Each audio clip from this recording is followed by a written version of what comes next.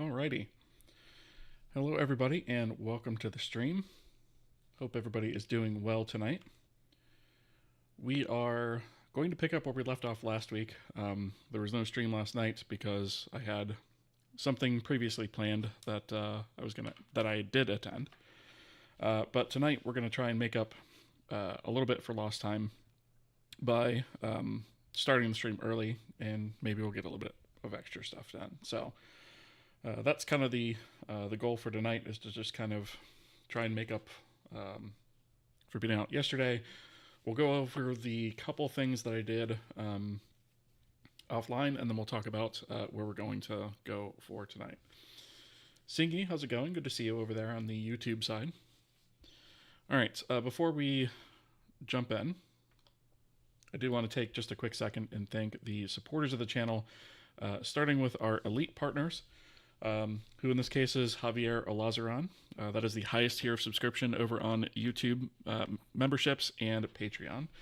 I'd also like to thank the partners, who are Furkan Tokan, Gerbolis Inc., and Matt Osgard. They are the next tier of subscription over on Patreon and YouTube memberships.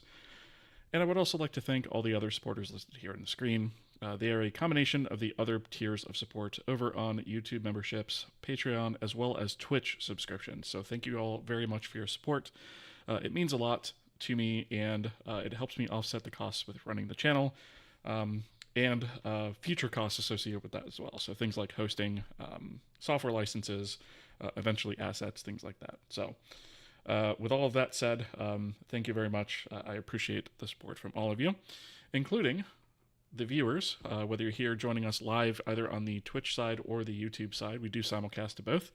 Or whether you're catching this on the VOD after the fact. Thank you guys very much for being here. Without you guys, this project would not exist. So I appreciate each and every one of you. All right. Ivo, good to see you over there on the YouTube side. How's it going? Catch a stream from the start. Yeah, I am actually starting a little bit early tonight. We weren't here yesterday, so I figured I'd make up for that by starting a little bit early tonight and see where we get. All right, so Dr. Elliott, good to see you as well. It looks like we have a couple of redeems, a posture check and a stretch. Well, I can do those. Thank you for the redeems. I'll go ahead and stretch, I guess, before I get started. It's just probably not a bad idea. My spine just cracked in like 3 places, so that's neat. All right. And my posture is good. I'm actually sitting upright, so much appreciated there. Thank you for that. Okay, so one thing that we did is we renamed khandle to just be khandle, right? It used to be this sort of k underscore handle, and it didn't really fit with the naming of anything else. So I renamed that across the entire code base because it was bothering me. And now we actually have that consistent with the other types that have k prepended on them. So it's been something that's been bothering me a bit, so I went ahead and did that. The other thing that I went ahead and did is I started on the changes for the material serializer. So currently I'm working on the, let's see, I think I'd actually started on the deserialization first. Yes. And then I'll do the serialization. So I think actually the deserialization is complete, I believe. And we need to finish up the serialization. So this, what you see here on the right side, is sort of the new version of what material files are going to look like. And I'm still leaving this as version 3 because we hadn't actually checked in any of this stuff yet. We were just kind of playing around with different ideas. And so this is ultimately the format that we have landed on. So just as a recap as to how this works, we have our inputs, which is typically specific to a type of material. So the type is defined up here as PBR. If we have other types of materials, they'll have different types of inputs. So an input is basically something that's going to provide a color value one way or another to a material for a specific reason, right? So we have our base color, which is essentially sometimes known as diffuse, sometimes known as albedo. And we can either provide a value to that, which is a vector 4, so RGBA. We can optionally provide a custom sampler to that, or we can use our default sampler by not specifying anything. Or we can actually use, as we've done here in the roughness input, we can actually specify a map, which points to a texture. So just as an example of something that we've put together here, I'm using a base color of white here. Obviously, that's not going to be the final value, but just to kind of show you guys what it would look like. We can either have a value or a map, right? And so we have base color here, which is a vector 4. Then we have metallic here, which is just a float 32, right? So its value is 0.5. That could also be specified as a map. We have the source channel, which is only ever looked at if we're using a map. So this technically would be ignored in this case. If we take a look at roughness, this will actually make a little bit more sense. So roughness is also a single float value. It points to this map here, which is beams and sticks underscore BC. And the source channel here is G. And what this means is that the roughness data is going to be sourced from this map's green channel, right? And so we can specify that at the individual level. This AO map, that probably should be B, right? So typically the way that we would set up most of our textures if they were combined is metallic would come from R, roughness would come from G, and AO would come from B. We also have what's called a MRA, which is a combined texture, right? Where it's already combined, as it is in this case, actually. And in that case, all we have to actually do is specify a map. And the RGB mapping for metallic roughness and AO happens automatically. So MRA stands for metallic roughness AO, right? So it's just kind of a combined map. It's a little bit more efficient to use this if you already have the map pre-combined, but if you don't, you have the flexibility to separate these out. So we'll modify this material file to actually be valid, but I kind of wanted to put some examples in here so you guys could kind of see what it looks like.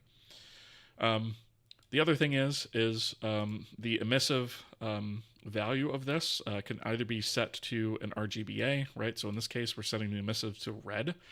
So this is basically going to make the material glow red. It's forcing it to do that.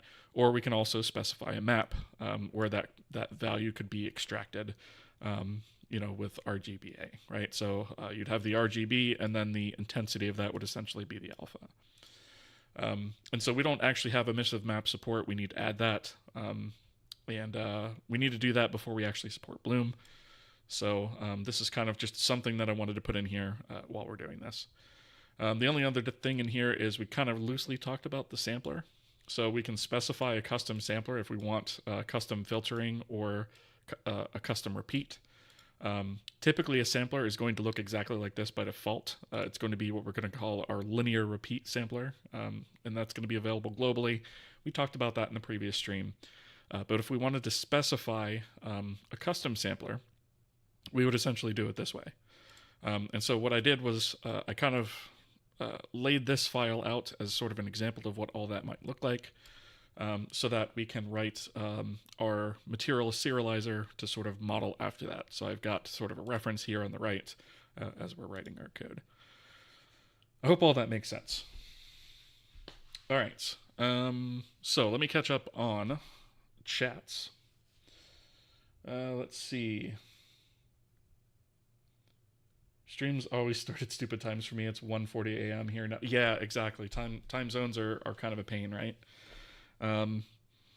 Usually I do start much later, but tonight I'm starting early just to kind of make up for yesterday. Only so much I can do about it, right? So is input a memory block with some data like a struct? So we're going to get to that. What we're going to do is we're going to start with basically the configuration of a material first. So we're going to start at this level, and then we're going to work on the serializer, deserializer, and get that into sort of a configuration structure where we convert some of those things into enums and things of that nature. And then we're going to actually work on the actual material itself and material instances where we're actually going to represent that data internally. So there's a few different layers of it. And I figure it makes sense to sort of start from a configuration top-down kind of perspective. That way, when we go to redo the internal material representation, we know all the data we need to represent. Let's see. Won't be able to catch the stream today, but I noticed your stream name is the same as last stream. Did I forget to change it? I think I did change it, but I didn't change it right away. So it should be episode 248. I think. Did I change it on both sides? Or did I not update the number? That's actually a really good point. I can fix it afterwards if the episode number is wrong. I think 248 is correct, but now I'm not sure. Now you have me questioning it. All right. Let's see. Maybe I can't count anymore. That's highly probable. Emma, nice to see you. Welcome, by the way. You're new here. Found the channel 3 days ago and didn't stop watching them. Awesome. Well, welcome. I'm hoping you're enjoying the content. We normally stream twice a week, but yesterday I had some stuff where I wasn't able to. So, welcome aboard. And I hope you learned some stuff here for sure. Bloom will be fun. Yes, definitely agree with that. All right. La Folie, good to see you as well. How are you doing?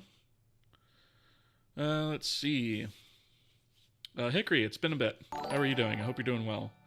I have a question. To use graphics rendering for UI programming, would it be good to use graphics APIs such as DirectX, Vulkan, or OpenGL? Depends on what you're doing, right? So if you need that graphics acceleration, or you need special effects or things like that, then yeah, sure. But if you only are making like a simple desktop application, it's probably overkill, right? So it really depends on what you're making. 4, thank you for the follow. Appreciate that. Let's see. Hello, I'm also writing my own engine in CPP and OpenGL. Does your project have a roadmap? I would like to read more about the project. Still have a hard time understanding English by ear. Okay, that's fair. So we do actually have... here, I'll actually do one real quick. I'll drop a link. So if you go to that link that I dropped there, and I'll just pull up the website here, just to kind of give you a quick overview of what we're doing. So this is the main website, and what you're going to want to look for is the GitHub here. So if you scroll down a little bit and you go to GitHub, what you're going to want to look for is the README, right? Sorry, not the README. To-do file. I don't know why I said README. It's the to-do file. And so what this has is basically all of everything that we need to do, right? And it's not, a lot of it's not necessarily in order, right? But as we think of features and things we need to add, we add them to this list and it's categorized. We do have a few things, we do have a few sections where this is actually, in fact, this is not even the most up-to-date version of it. You're probably going to want to go to... You're going to want to switch from main to 0.80, which is currently where we're at. You can either look at that roadmap, or you can look at feature K-package, which is the feature branch we're on right now. And this one actually is much more up-to-date. So if we look at that, and then we come down here to do. This list is much more extensive, right? So we actually have versioned release things that we need to do in here, right? All of our tasks. And so this is basically a simple text file that this reads from, but we have a bunch of notes in here about all the stuff that we need to do. And so we have 0.9. I think we even have 0.10 in here for a couple things. So this is the closest thing that we have to a roadmap. And this is the way I like to manage it, because it puts everything in one spot. In the actual solution itself, or the project directory, if you will, the file itself actually looks like this. So you may find this easier to read. And yeah, basically everything with an X in it or a check mark is done. Everything that is empty like this is still to do. And then anything that has just a minus like this is just notes. So I hope that helps. Did you try GitHub projects with templates? They have Kanban. Yeah, I did try that, and I didn't really like it. So I used to kind of do things that way, but I found it too cumbersome, and it wasn't particularly quick, or I mean, it was easy enough to use, I guess, but it wasn't as quick as just putting everything in a text file. Sometimes low tech is best.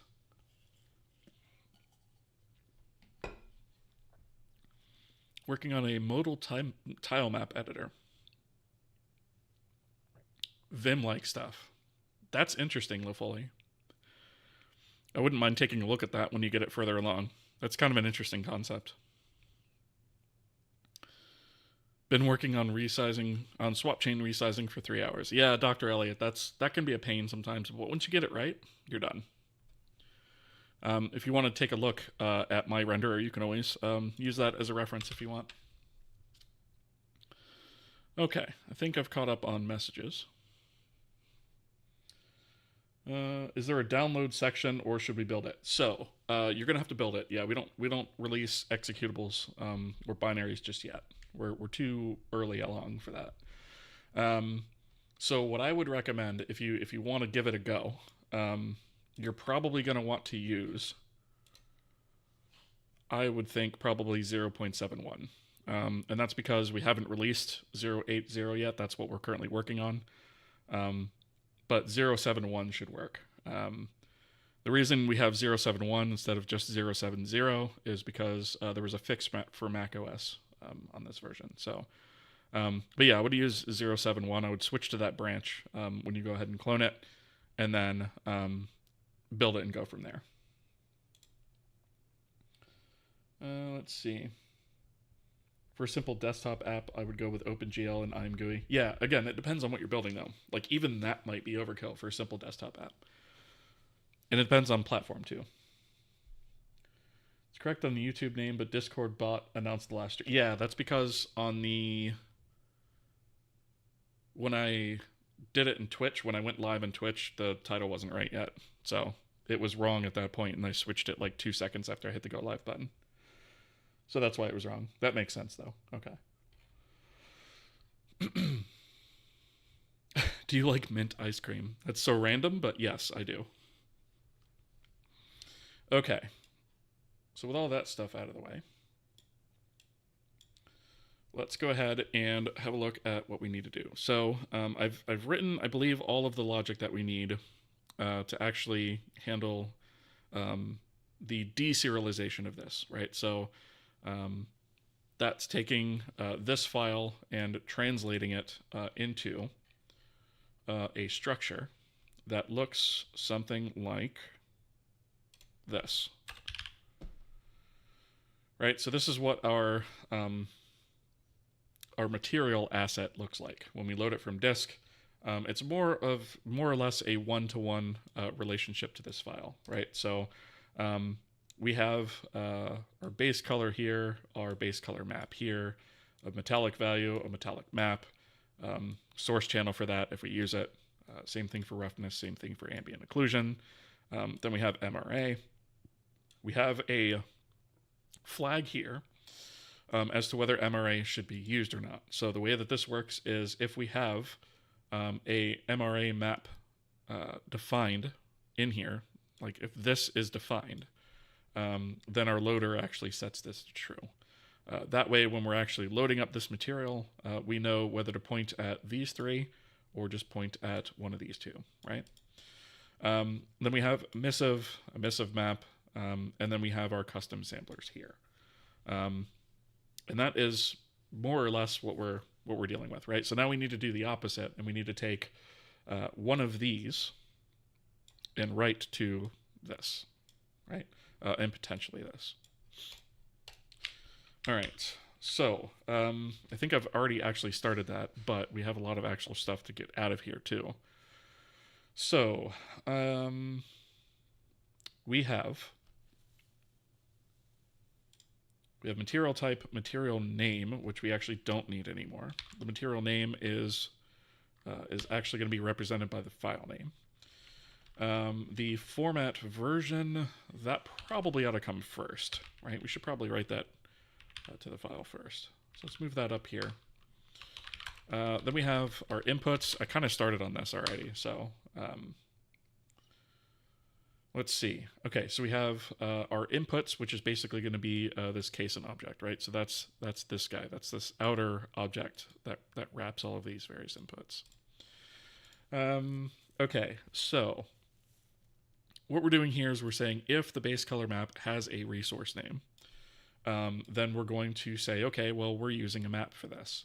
And then we'll go ahead and write out a map here, right? So in this case, it would probably look something like, something like this, right? And I think this one is just that, right? Instead of a value, right? And in fact, I'm just going to go ahead and save that. Otherwise, we're going to go ahead and get the value. So we're either adding a k-name or we are adding a vector 4. Now, one thing I don't remember is, does this k-name, I think this k-name actually gets this underlying string. Let me double check on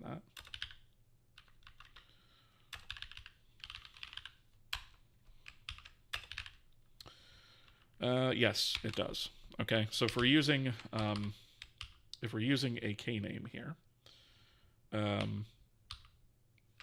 then this will actually write out the underlying string for that, right? So it'll write out the map name.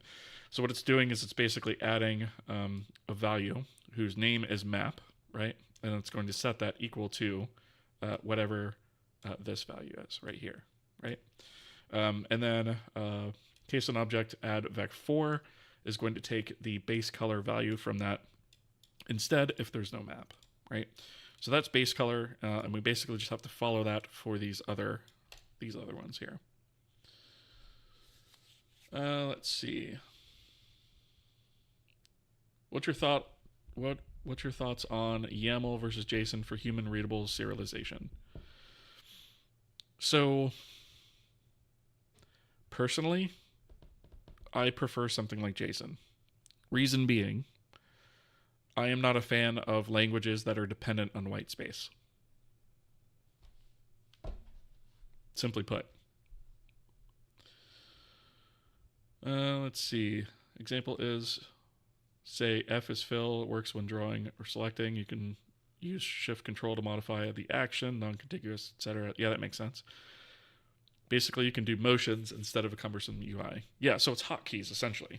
So it's, I mean, I guess that's kind of modal, right? Hickory, thank you for the kind words. I appreciate that.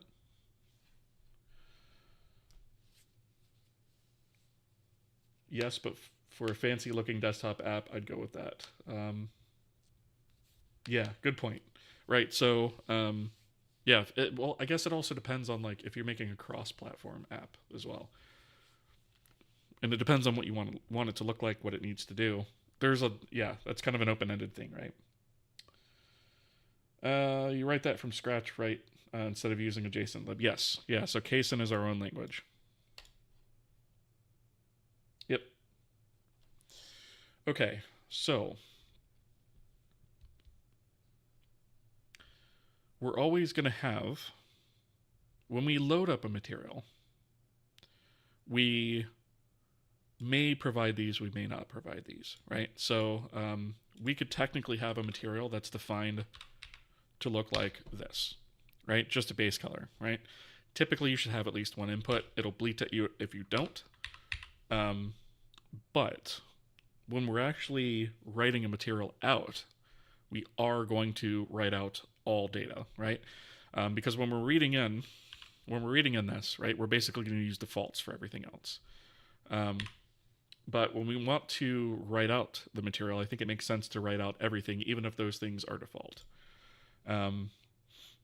Which will simplify, re-importing it, of course.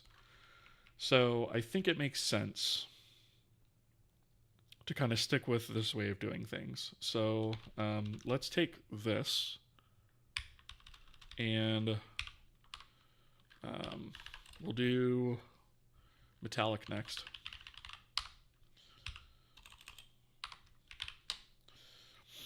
Right, and we'll do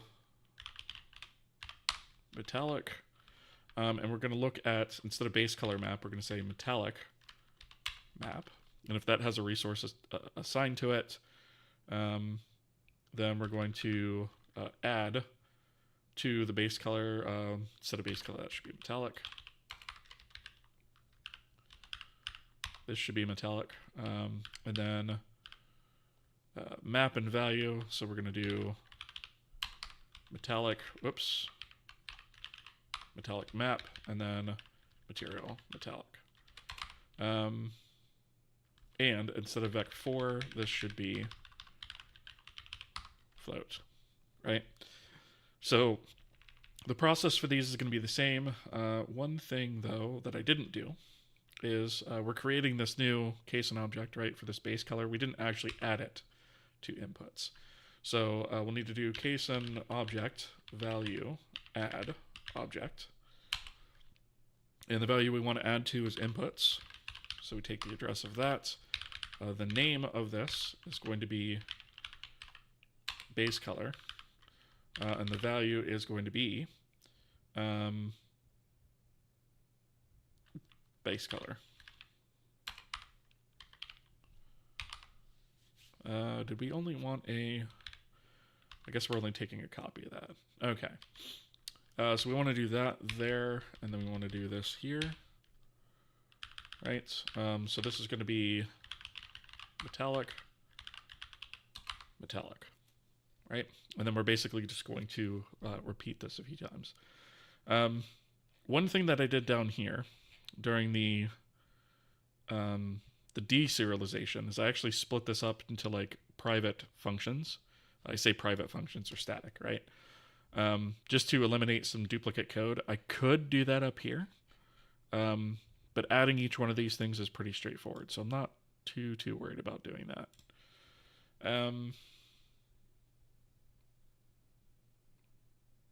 I feel like we're missing another step here.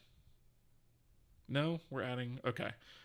So one thing that I might do is instead of having like these hard-coded strings all over the place, I think we should probably define some constants somewhere.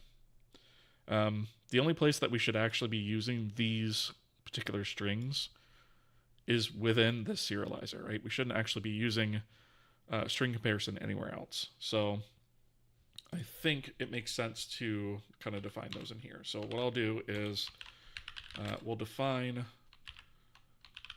material input name base color. That seems really long. Why don't we just go with input color? Input name base color, or maybe just input base color, right? So I keep hitting the wrong keys tonight.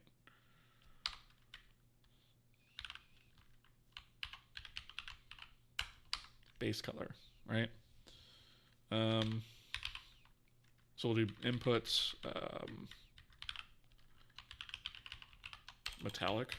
Can't spell tonight either, apparently. Okay, inputs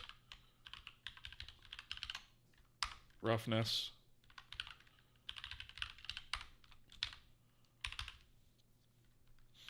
And AO.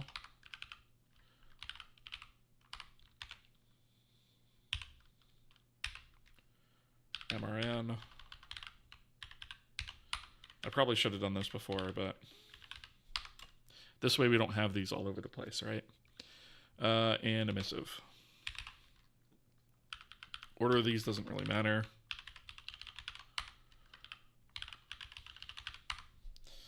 Right, but now we can actually just use some of these constants instead. So instead of like base color, we can use that, right? Instead of metallic, input metallic.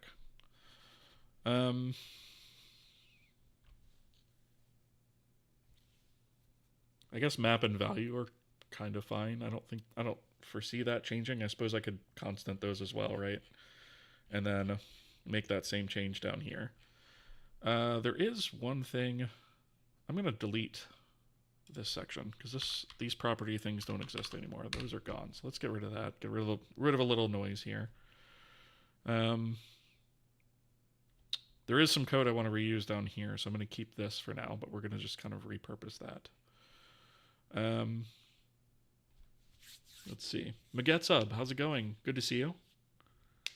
There are actual modes, though. I'll have to show you sometime. Okay, yeah. Yeah, I would like that. Definitely, we'll have to talk about that offline for sure, Lefully. That sounds interesting. Making a UI API for cross-platform development in C. Nice. Alex, how's it going? Good to see you. Always wanted to ask you, is your main job related to graphics programming? Not anymore, but it was. I did it for 5 years or so, several years back. Yeah, I don't do it now because I got tired of working 70-hour weeks, and I needed something else that gave me a little bit better work-life balance and still paid the bills. So, let's see. Okay, we do have ads. A little bit late on triggering that, so I'll cut the timer early.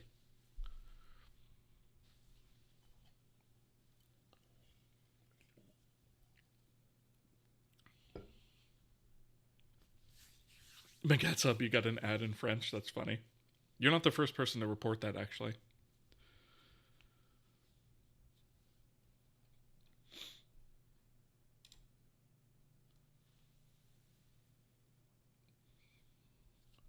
All right, so we got about 30 seconds actually on ads instead of a minute.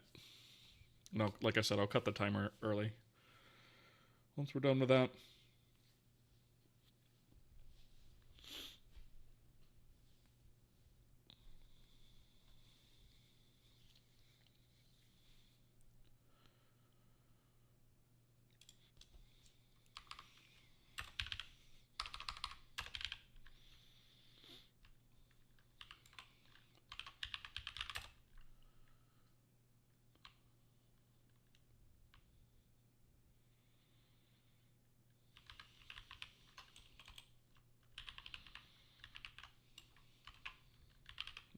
All right. So, we're just going to say ads are dead. Okay. So I am going to go ahead and just say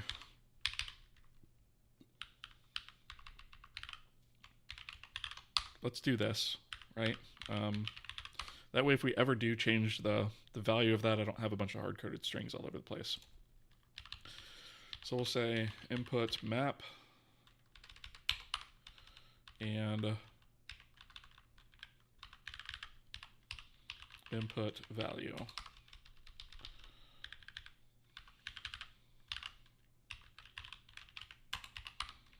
All right, so input map. Okay. All right, so we have metallic. We'll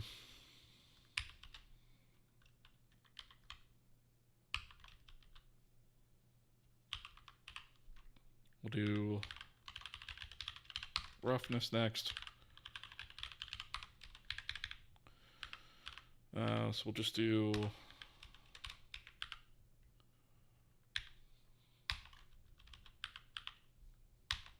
that. And then instead of metallic map, it'll need to be roughness map. And then the roughness value. That's going to be a float as well, so that can remain the same. And then we can actually just grab this again.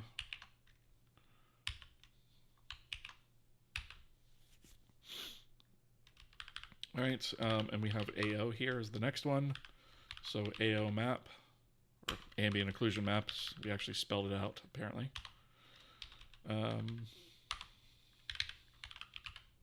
Ambient occlusion, and this is just going to be AO, AO, and AO. Oh, we have metallic in here, that's wrong. So this should be inputs, roughness, and then inputs, AO. Okay. So we have that. The next one is going to be MRA, which is actually more similar to base color. So we're actually just going to take this as our example. And we're going to put that right there. We're going to call this MRA, MRA map, MRA map, MRA. Did we not define that? I thought we did. Did we not? Oh, I typed MRN for some reason. I know why, actually. Okay. Input. Oh, that shouldn't be base. It should just be MRA. There we go. Okay. This needs to be a vector 3 for MRA. Right? And then this is metallic roughness AO combined value. Okay.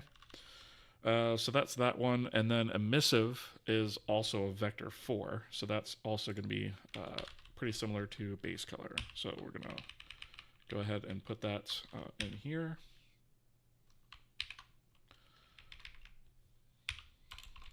All right. So we're going to call this emissive and emissive map.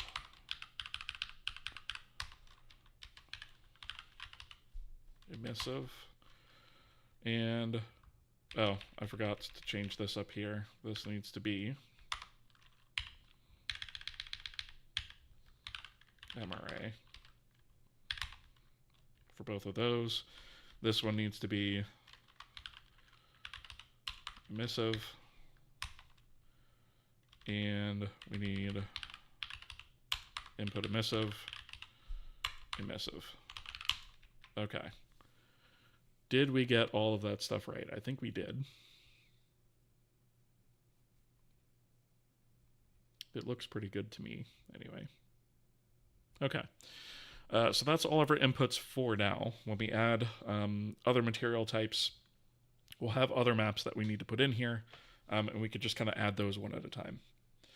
All right, now, samplers are the only other thing that we have to worry about, right? So this is not going to be material maps. This is going to be samplers.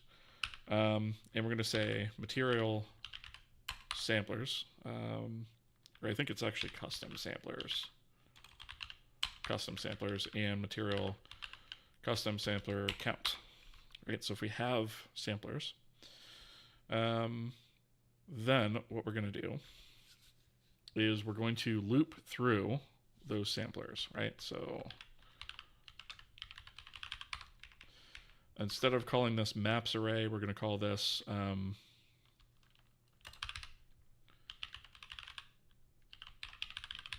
samplers array. And instead of map count, it's going to be custom sampler count. Custom samplers. And that is a type of K-asset material sampler, right? So instead of map, which no longer exists, sampler, right? Okay. So the actual map type, let's see, how do we have this here? So we create each one of these and then add it to our samplers array up here, right? So we iterate through our custom samplers and we add those here. So let me rename this to just sampler. And let's rename this to custom sampler. Okay, and we do need a name, so that's fine. We can leave that there. Let's see, fully qualified image asset name. Okay, so that we don't actually need any longer. This is kind of the old way that we used to do things. We don't do that anymore. So we have filtering and repeats. Those should actually all be pretty much drop in, and it looks like they are. And then we add that to the array. We add the Let's change this to not say map. That should be sampler. Object to the array. Add the samplers array to the root object. This should be samplers, right? And in fact, we should probably also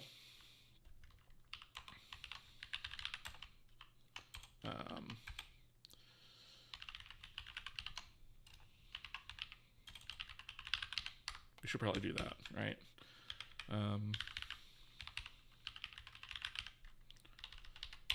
So let's do that. I guess we should probably do these two, although I don't think those are ever going to change. Now, our import rules specify that we can actually have this, right? When we import. And that basically means set both min and mag to whatever this is, right? However, when we write them out, we're just going to treat them separately. We can do the same thing with repeats, right? We can just say repeat equals this, right? Which is fine. So if we like handwrite it or something like that, we can do that. But when we go ahead and deserialize it, we're going to go ahead and just use the sort of expanded out version of that instead of the shorthand. The shorthand is basically just a convenience for us when we're actually importing stuff, but when we export it, we're going to be verbose. So I'm going to stick to that. I'm not going to write out or check to see if these are all the same and try to write out the shorthand. It just doesn't really make sense to do that. Okay, so we do that. Then we have the serialize, and actually I think this actually finishes it up. I believe that is actually all we need to do for the asset portion of this, which is pretty sweet. Yep. So we are done as far as that's concerned. Okay. Let's build real quick. Let's see. Unused variable, map name string. Oh, did we miss one somewhere? 270. We did.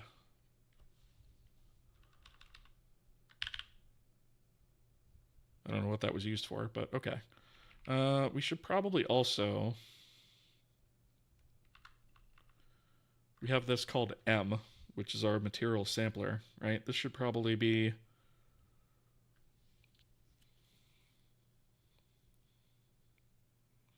This is ultimately what gets added into our custom samplers. So let's actually rename this.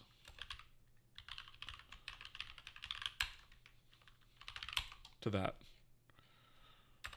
See if this file builds. It does. Okay. And this is not surprising. Now we have our resource handler for materials is actually wrong, right? Because we've changed a lot of the underlying types having to do with the assets, which totally makes sense. So I'm not surprised that doesn't build. All right, so let's hop over to that. And we're going to say, hey, resource handler material. All right. And more than likely, we're going to have a lot of work to do in here. Not a big deal, but a lot of this is using like the old type stuff, so we're going to need to sort of convert to that. Good evening, Travis. How's it going? Taman, how's it going? Thank you so much for the Prime sub. I appreciate that. 10 months. Thank you for the support, man. I really appreciate that. How are you doing? I'm doing well. Can't complain for sure. Let's see. Have you tried writing some demo games / benchmarks for it? Not yet. But we actually have come up with, let me pull it up real quick.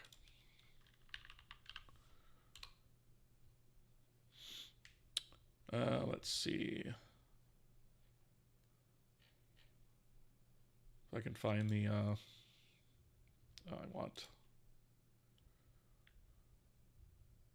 Google Drive seems a little slow today, actually. All right. So we actually do have a design document that we started with the game, right? And we don't have a title for it yet, but it's going to be our first game is going to be like it's going to be kind of an endless runner style game, but a twist on it, right? So an endless runner is basically one of those where you have several tracks along that you run along, literally, endlessly, and you try to avoid things, avoid obstacles, jump over stuff, duck under things like that. We're going to have that stuff, but it's going to be vehicle based, and there's going to be ranged and melee combat added to it. And then we're also going to have multiple vertical tracks that you can switch to based on the capabilities of your vehicle. And there's going to be upgrades and different vehicle types and different upgrades for those different vehicle types. And each of those will have different capabilities to go into different environments, things like that. And so that's more or less what we're kind of designing. And we're thinking like a visual style kind of somewhere between this and Borderlands, right? So kind of like a painterly sort of style, maybe kind of cel shaded, kind of. Similar to Borderlands, but not 100%, right? Maybe watercolor / sketchy kind of looking, right? So that's the basic idea of the first game that we're going to develop with this. And so that's going to kind of serve as the test for our engine, as well as obviously we're going to be able to get a little bit of a benchmark on that. And once we get a deployable version of it up, we'll have testing runs that we do with a bunch of you guys, so that you guys can see how it runs on different hardware setups and things of that nature. So we do have a plan for all of that stuff. Let's see. What is your favorite game released after the 2000s?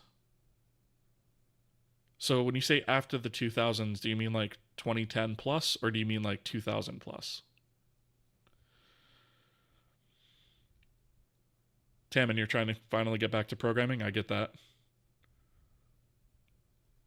Looks like you also need a physical engine and a lot of procedural generation animation. So I don't think so, actually, to both of those. So I don't think we're actually going to need a physics engine at all. When I think about it, I don't think there's a single thing we're going to need a physics engine for if we do it right. It's basically all collision checks, which you can actually do without a physics engine, because collision checks are pretty simple. Yeah, after 2009 or after 1999. Yeah, because that's a big difference in answer there. Rico, how's it going? Good to see you. Been busy? I totally get that. Yeah. What do you think about the talks that C is not safe, secure, and the desire to have a safer language at a low level like Rust? My opinion, I don't like Rust, but I do like Zig, not its syntax. I agree with you there. C language is awesome, and the security issue is really in the standard library. Partially agree with you there. But I think C could use some more modern features despite the updates of C23. I think I might experiment in creating my own language someday, definitely heavily inspired by C. So, okay.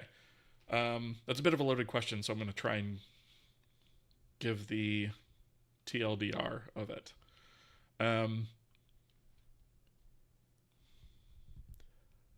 I think you can write crap software in any language that you choose. You can write crappy, non-secure software in Rust too. It's not hard, right?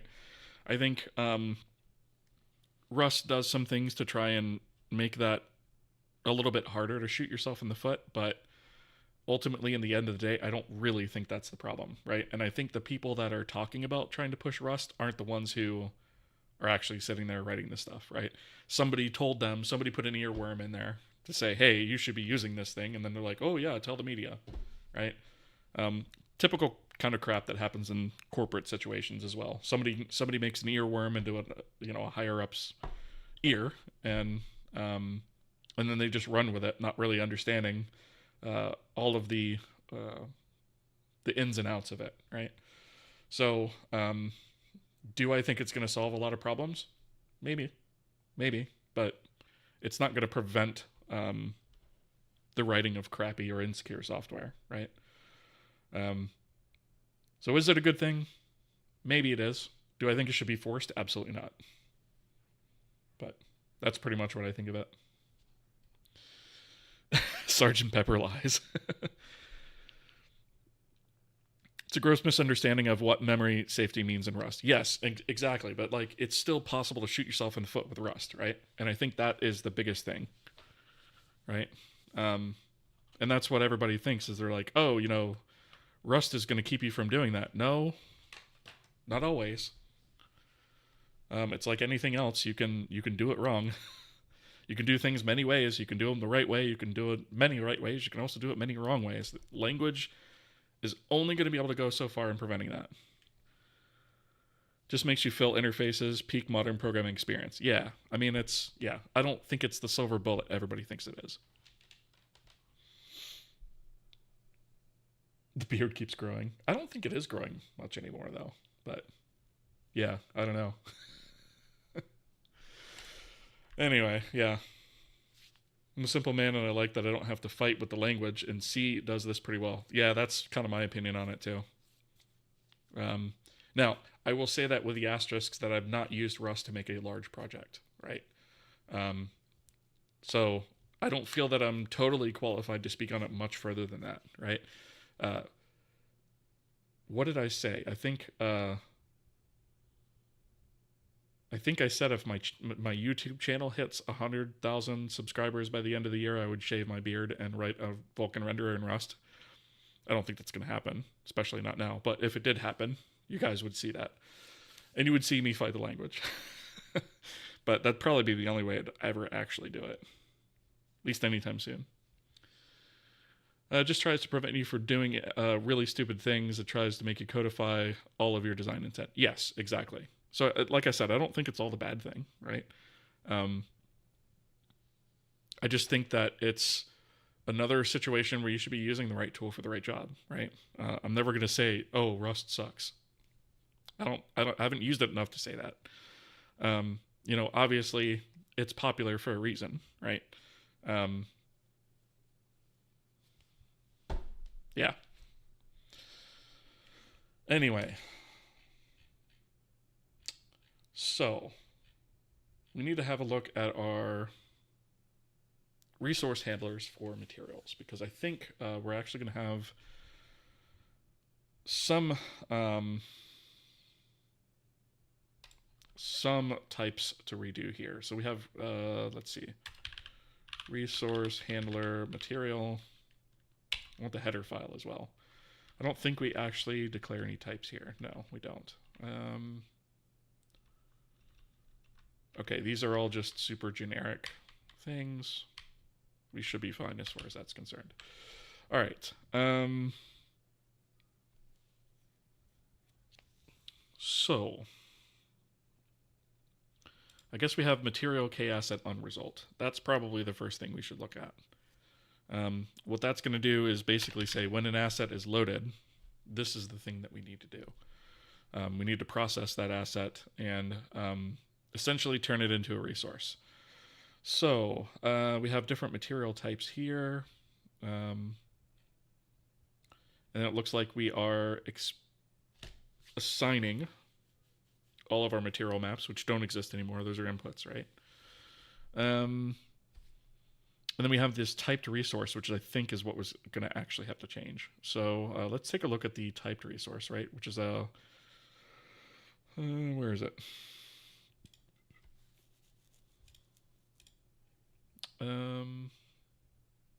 We have a note in here about hot reloading too, which is something we're going to have to handle. So typed resource is k resource material. So let's take a look at that. Okay, so it looks like we've got some of this stuff in here, but not 100%, right? We probably ought to rethink how we're going to do some of this and make it look a little bit more like the asset, but with a slightly different different handling on how we're gonna actually load this stuff up. So let's see. So the material resource itself is going to have all of the base level data for a particular material. And then we have a resource instance, which can actually set instance specific data for those individual materials. So what I mean by that is like all of our texture maps and or like our roughness, metallic value, all that kind of stuff is kind of what you would call like a base material property. And then we also have additional things that could be sort of per use of that, which is maybe modified UVs that get maybe modified over different times or whatever. They're animated differently. Maybe we have sliders for some of these different values or something like that, right? And so what my thought is the resource itself probably ought to have, let's see, we're just saying name here. How do we want to split this up? Because we also have the material system that handles a lot of this stuff too. I almost feel like maybe we don't even need this layer. Like maybe the resource itself doesn't need to exist, because technically speaking, our material system that we have in place is really what ought to be like calling the textures that have to be loaded, calling the renderer to set shader values, uniforms, things like that. I almost am kind of thinking that we don't need this intermediate layer for this type of resource. And I'm thinking that the resource itself might just be a direct reflection of the asset, right? And we just kind of pass that on to the material system and let the material system do its loading or whatever it needs to do. Not every system is going to work this way. This is a little bit of a special case. And I'm actually kind of thinking that we really don't need this level anymore because of what we did with the material system and because of what we've done with the way that that material assets are handled. I kind of think that I'm thinking now we don't really need this, right? Like all of this shader group acquire stuff, like this doesn't really need to happen here. This could happen. This could very easily happen within the material system itself, and probably should. So, that being said, I think this file is about to get a lot smaller, because I think we should eliminate this, basically have it be a pass-through, and that's about it. So, if we take a look at K-resource material, I am kind of leaning more towards just doing this. Ads in a second, actually, so I'm going to... no, it's actually about a minute away. Okay, that's fine. Tokyo Bluff, thank you for the follow. Appreciate that. Let's see. Hydrate Redeem. Trash Can, how are you doing, by the way? Good to see you.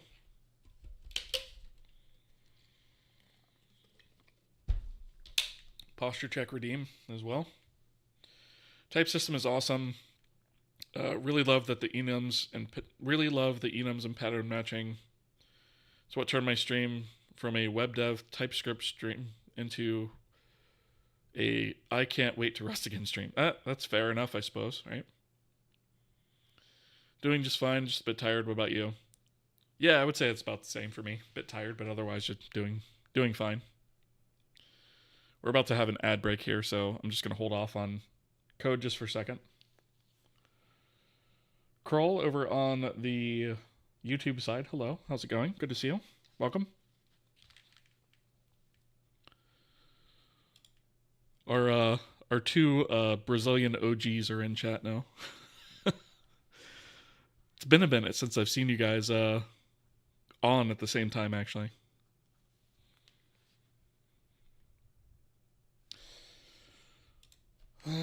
so let's see. I know as soon as I modify this, the ads are going to kick on. But I'm thinking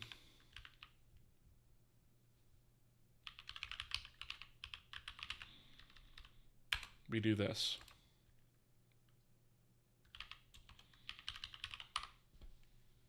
And there's the ads.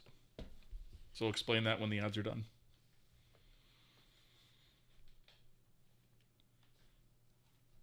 Smudge, good to see you as well.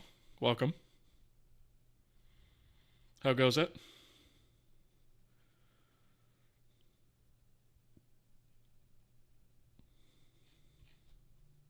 Hope you guys are doing well.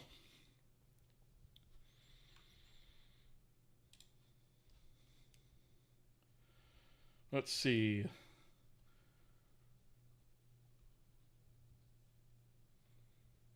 Hooked on building and expanding, or did you jump the gun with the announcement of starting your game soon? No, we actually wrote up the game document a while ago. So yeah, it's not really, I mean, we've been talking about the game quite a while. My hope is to have this refactor done by the end of the year so that we can actually kick off the game. And we're going to have to jump back to the engine for stuff, but I'm actually hoping to get this kicked off by the end of the year. That's the hope. I should probably repeat that when we get done with ads, just for anybody that missed it.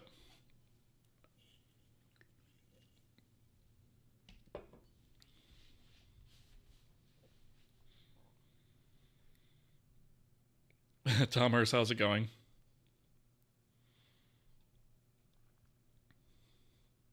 All right. And ads are dead. So there's a question on the YouTube side for anybody that missed it. So we're just focusing basically on building and expanding, or did I jump the gun with the announcement of the game starting soon? So yeah, we've been talking about the game development with the game concept for a while. And my hope is to have this engine ready to start making our first game at the end of the year. We are going to have to jump back and forth between the game and the engine quite a lot in the beginning, I suspect, but I do want to at least get that kicked off. And I'm hoping to be in a position to start that at the end of the year. So we'll see. Okay. So there are a couple things. Okay. So there are a couple things here to bear in mind. So with our K resource material, I think all I'm going to do is just include the asset like this. To avoid sort of having to duplicate all of that logic. We're just going to keep a copy of it. That should be fine to do. But then we can't forget that we have this request info, which the base of this takes in like what type of resource it is, any assets that need to be loaded, a user callback, and a listener instance, right? That's kind of standard stuff. But then we also have this additional property, which is material source text. And what this is allowed, or what this does rather, is it basically says we want to include source text that looks a lot like this to load a material resource as if it had read an asset from disk, obtained this, deserialized it, and then provided us an asset back. So we are going to have to write that in here, and we'll have to figure out how to make that connection and actually essentially parse an asset from within this scope, right? So we are going to have to figure that out. But I think as far as the material resource goes, that's all we're basically going to do. And I'm not even going to keep like a reference to this around in the material system. The material system is basically going to grab this, take the info it needs from this, and then dispose of it and call it a day. So that is how we're going to handle this, which means that we're probably not going to need a lot of this stuff. Most of the work that we're going to do is going to be in on result. So let's go there. And essentially what we need to do is we need to check first to make sure the result is a success. And then if it is, we're not even going to have to worry about this actually. We are just going to essentially take a copy of the asset and write that out, right? So what that means is we can get rid of all of this stuff. We do want to keep the K resource state loaded there. We'll keep the error message. And what we'll do is we'll do, I guess we need K resource material. And we'll call this, actually, don't we have that in the listener? Typed resource, we do. So we're going to say the typed resource asset. And we're essentially going to copy the properties over one by one, I think. Now we could just do this, right? We could just say dereference listener asset, right? And we could take a copy of it that way, but we actually destroy the asset info here, which means that things like the samplers array would get destroyed. We don't necessarily want to do that. So what we're going to do is instead, we're going to take a copy of all of the asset properties and go from there. Now I'm kind of wondering if we should just use a separate type for that. I feel like this is actually going to be a little bit more error prone if we don't do that. Let's do this. Let's take from here all the way down.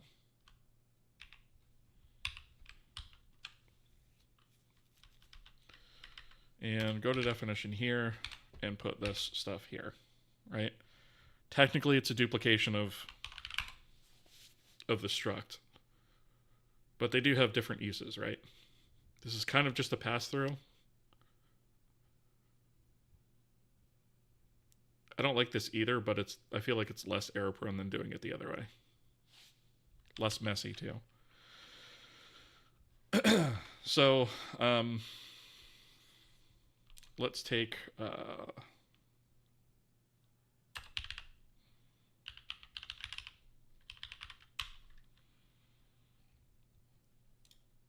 these one by one. So we'll do type equals listener asset type,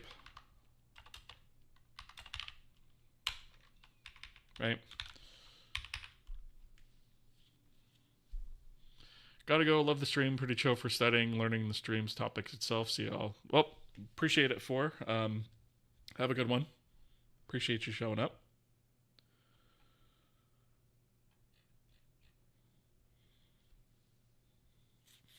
And Skim, how's it going?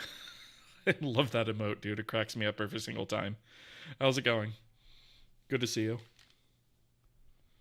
What games do you like playing? Currently, I play Final Fantasy XIV and Grand Theft Auto, specifically Grand Theft Auto 4 these days. I like it better than 5. Hot take, I know. Okay, so custom shader name, which we don't actually use yet, but it's there. Then we have base color.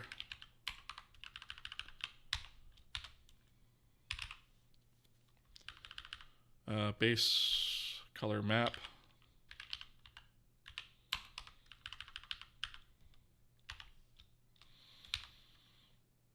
I guess we could just do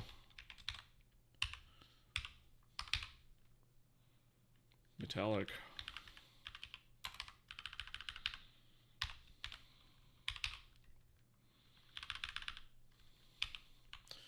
And then we have metallic map.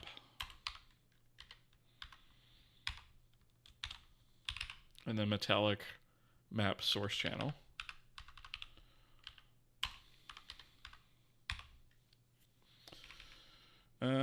And I guess we could just copy these because we need that for roughness.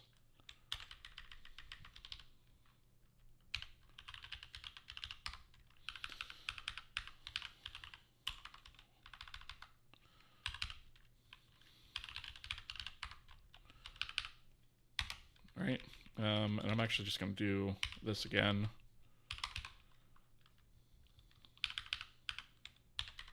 For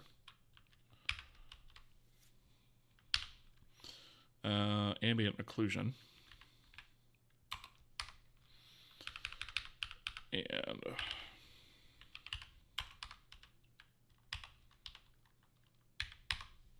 okay. Let's see. And then we just have MRA. So listener typed resource MRA is equal to listener asset MRA. Listener typed resource MRA map equals listener asset MRA map. And then we have use MRA as well. Equals listener asset use MRA. And then we have emissive, which probably ought to be, well, I guess we could put it here. Listener emissive, oops, typed resource emissive equals listener assets emissive. And we need to do the map to emissive map, listener assets emissive map. And then for the sampler count, custom sampler count is listener asset custom sampler count. And then the listener typed resource custom samplers is equal to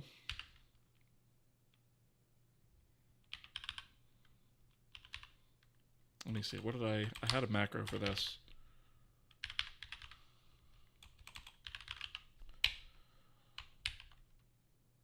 I thought it was here.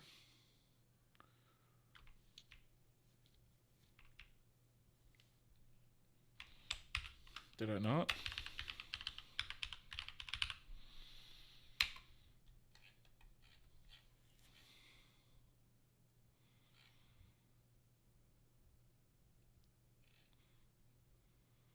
Oh, am I using D-arrays? That might be why. Yeah, I'm using D-arrays here. Okay. So I guess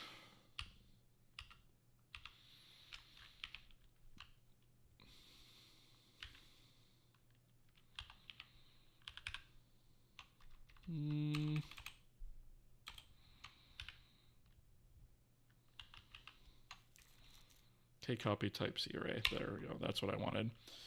It's going to be listener. Oops. Typed resource. Custom samplers. Source is going to be. Whoops. We want asset. Wait, no. Was it source then destination? Destination then source. Destination. Okay, I was right. So this should be listener asset custom sampler. Right. The type is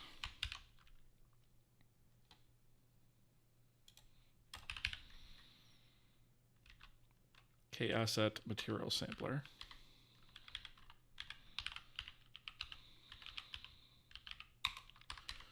And it's going to be listener typed resource custom sampler count. So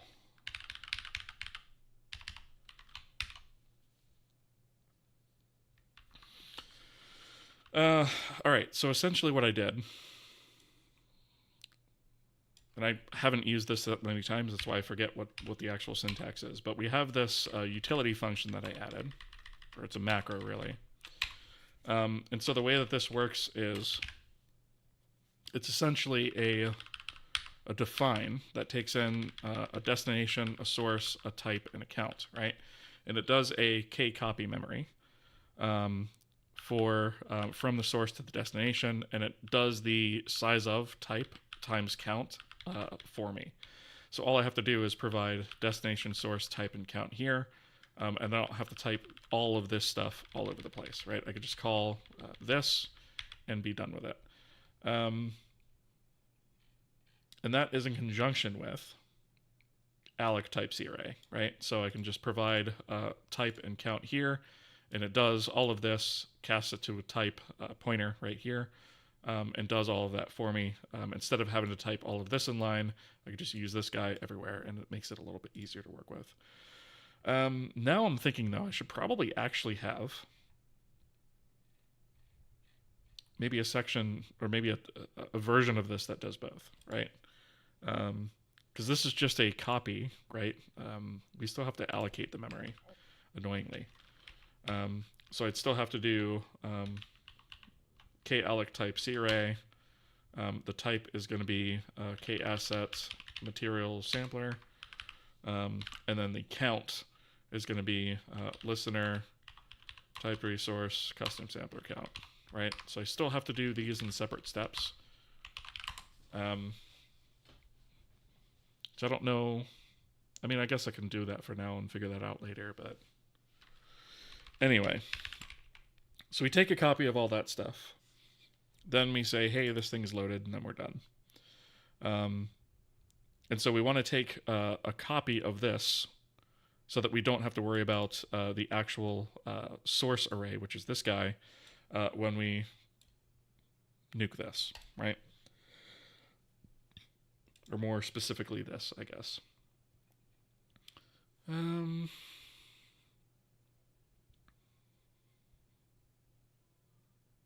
Okay.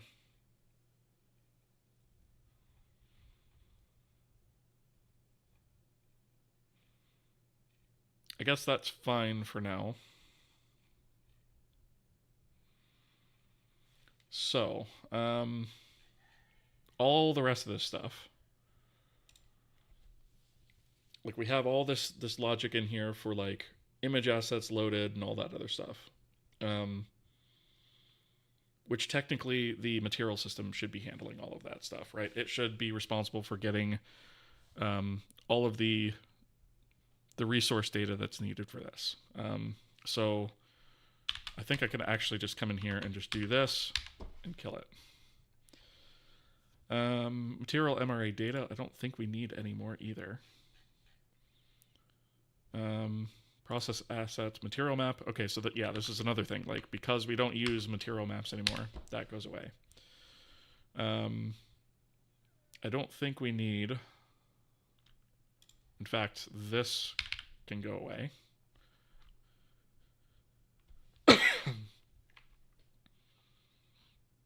In fact, all of this can go away.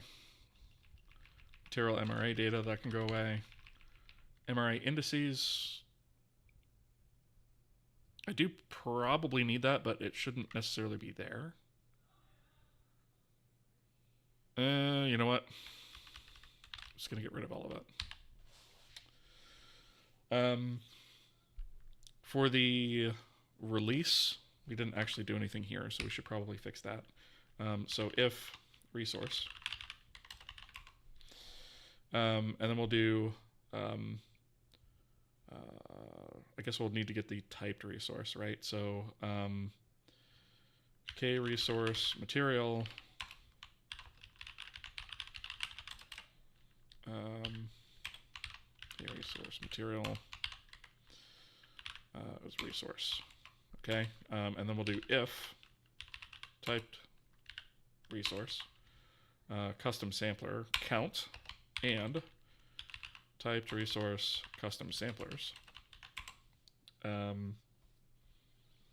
Then all we'll need to actually do, I don't think we have any strings or anything in this that actually needs to be cleaned up. Nope. Yeah. So all we actually have to do is just delete the array. So we'll do k free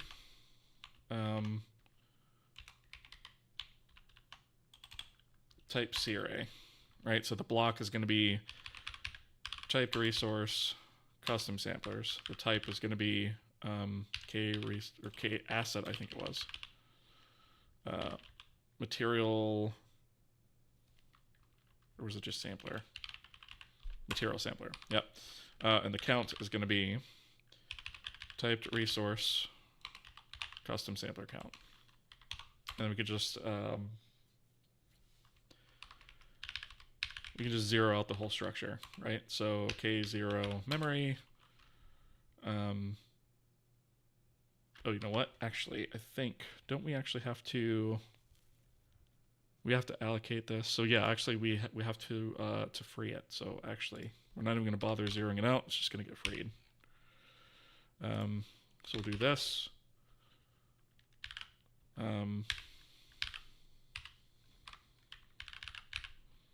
Okay, so instead of allocate, free, the block is going to be typed resource. And actually,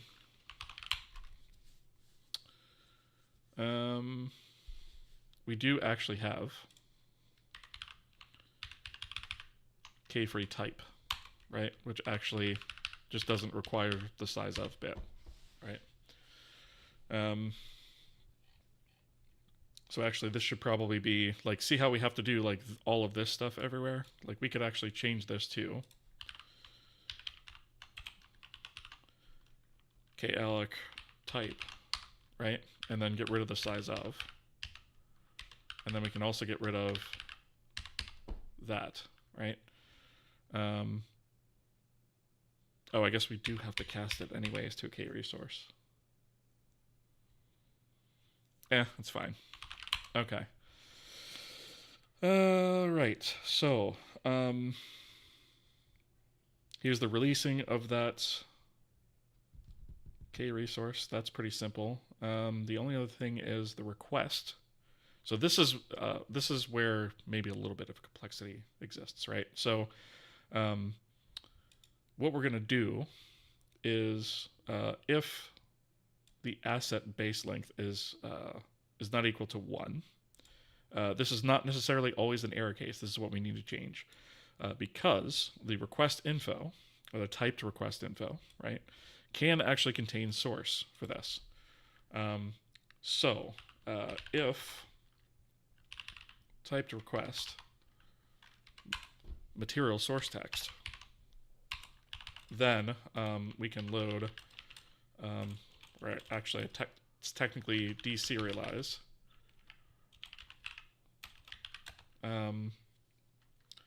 material asset from provided source, right? Otherwise, then we do this, right? If we don't have an asset, but we do have material source text, then we can actually deserialize that, right? And then return the result of that deserialization. If we don't have that, and we also don't have material source text, then that's actually an issue. So it requires exactly one asset or 0 assets and material source text, right? So we should probably actually put that in here too. So we're going to say info assets base length equals 0 and, right? Because we want that requirement in there because we don't want to have to figure out, well, if we have an asset and we do have also source text, which do we use, right? That should be an invalid scenario. Okay, so let's mark this as a to-do. So why would we ever want to do this, right? Why would we ever want to provide a material request that is that does not have asset information? The simple answer for that is our default materials actually have their source defined in code. So they'll have something that looks like this defined in that's compiled straight into the engine. And the reason we do that is because we always want our defaults to exist and be loadable and usable without relying on any on-disk asset, right? And that's kind of our fallback for whenever something goes haywire. We're not able to load something off disk, or maybe we load some sort of geometry that doesn't have a material. We have something to fall back on that doesn't then require also something to exist on disk. Dingus Dev, thank you for the lurk. Appreciate that. It's doing some crunch coding week. It's super duper fun. I can't tell if the super duper fun is sarcastic. Maybe a bit of both between that and serious. Let's see. If your game had to have if your game had to feature a dinosaur character of a theme's vehicle, what dinosaur would it be? That's extremely random.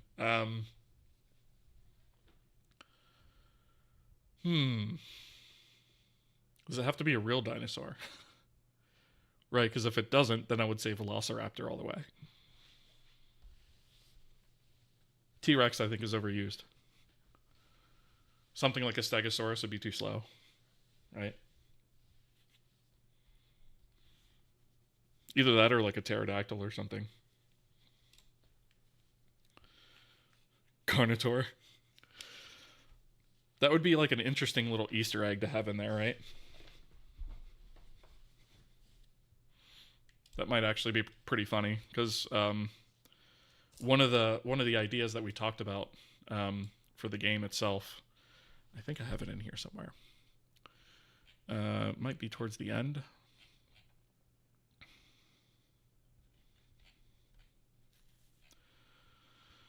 Let's see.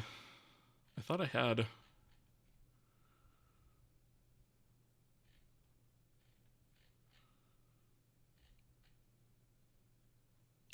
Like a name ideas in here somewhere, but maybe not.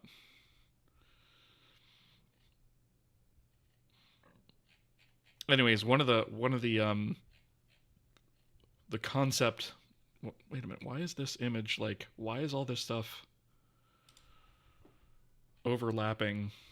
What happened to my document here?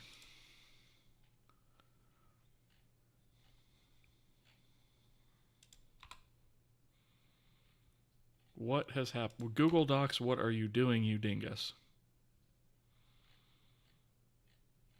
This should be like up here. What on earth has happened to my document? Okay, you know what? I'm just going to undo everything and close it.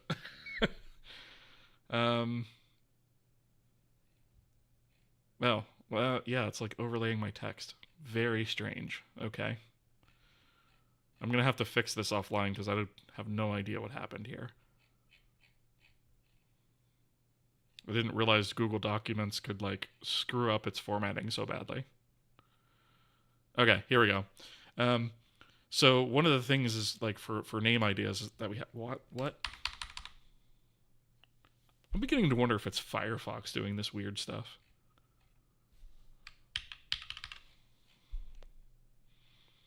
I guess I'll have to explain it without highlighting it, because apparently that makes the whole thing render very weird.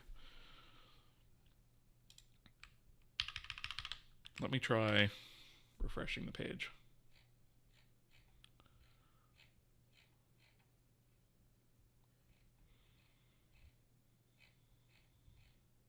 Okay, so one of the concepts for the game was to have it full of like dad jokes, and to use for the name of it Velocidad, which is actually Spanish for velocity, which is kind of funny. It's like a pun in and of itself, and so having a Velociraptor in there also I think would be kind of a funny little Easter egg.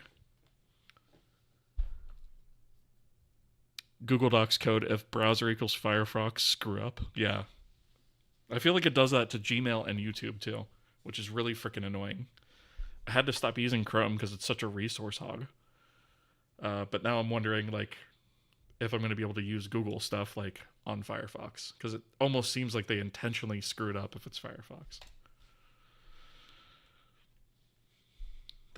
Things I've learned from using Microsoft Word: never use their images on their own, always put them inside tables. Yeah, I might have to go back and do that, as annoying as that is. Always happens when trying to add images to Word Google Docs. Yeah, I've never actually had that happen before, though, which is really weird, but we have ads.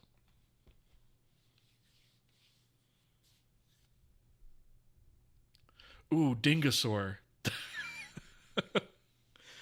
LaFolie, that's a really good idea. We have a Dingosaur for dingus-oriented programming. I like where your mind's at on that one.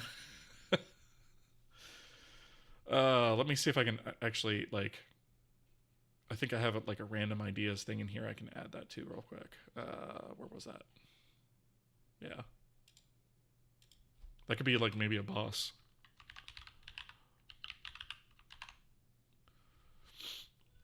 Added.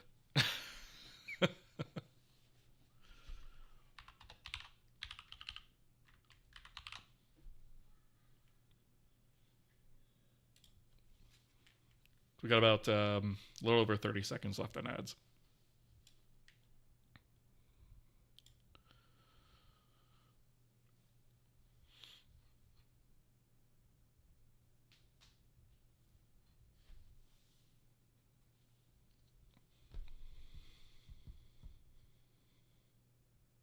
Good choice. Yeah. All right. Perfect.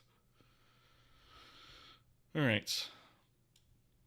Ads are dead. Yeah, so I went ahead and added the Dingosaur there.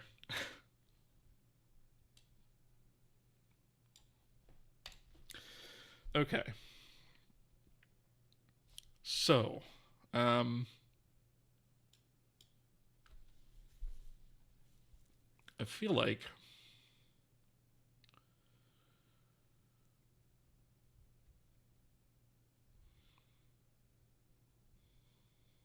we still need to follow. Well, I guess we don't need to follow the rest of this, right? So like if we have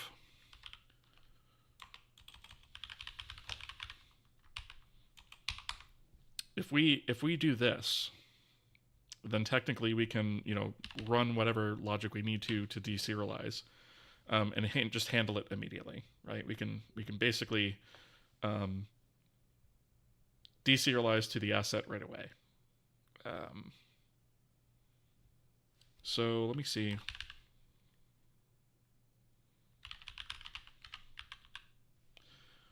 The material serializer works with assets directly. So I think we can actually just I think we could just call this stuff directly, right? I don't see a reason why not. I think we can literally just use the serializer directly. The only thing, yes, we did put this in core. Perfect. Okay, so let's go in here and we'll do we have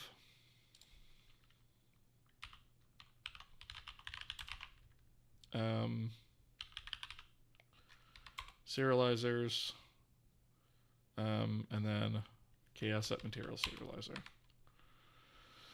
All right, and if we run into this, then what we can do is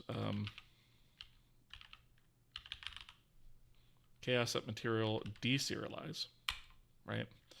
And we have the file text, which is going to be the typed request, material source text, and the asset itself. Let's see. The asset itself, we don't actually have yet. So we're going to have to actually do this. Okay, so let's take, let's create a K asset here. And we'll call this material from source, right? And we'll just kind of zero that out by default. And then we'll do the address of material. Whoops. Material from source. Right? Does this return? Does return a Boolean. Okay, so if that fails, then we can do a k error failed to deserialize material from we'll say the direct source upon resource request. So it's super obvious where that came from, right? And we'll return false in that case. If that is successful, then what we'll need to do is actually issue this. We'll essentially call this back as if an asset has actually been loaded. I think is going to be the way to handle that. We don't have a listener though.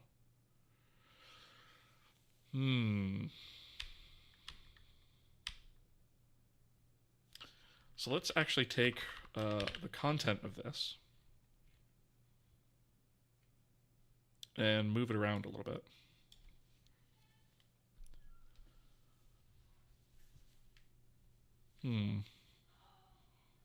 Let's say, so this directly access, okay, let's actually do, let's create a static.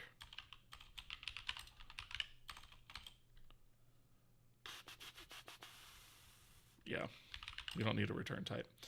And I guess we'll call this asset to resource. And what we'll do is we'll take a constant pointer to a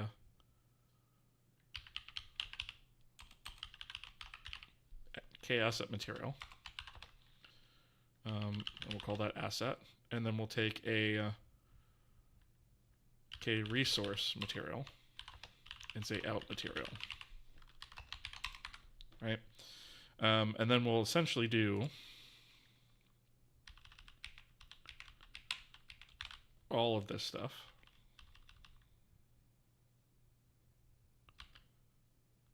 All of this stuff here. Right, so instead of typed resource or listener typed resource, let's do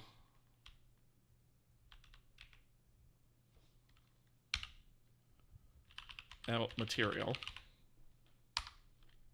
right? And then instead of listener asset, we should actually just be able to do asset, right?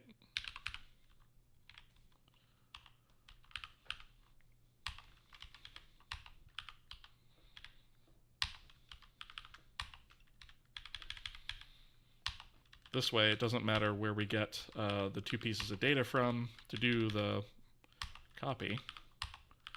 We can just call this passing pointers to each and have what we need.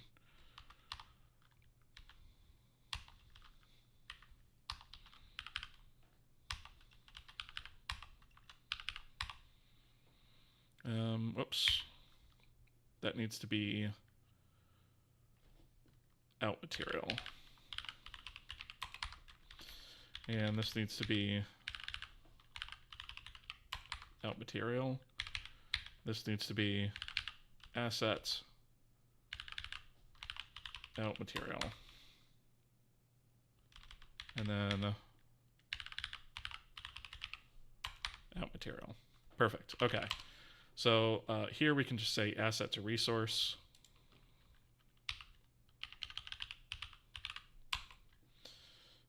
Passing along listener asset, and then passing, let's see, it's going to be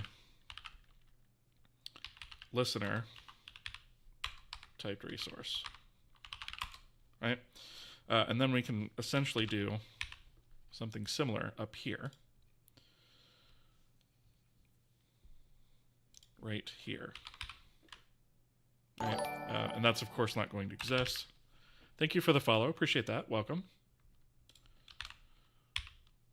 So we'll have to forward declare that up here.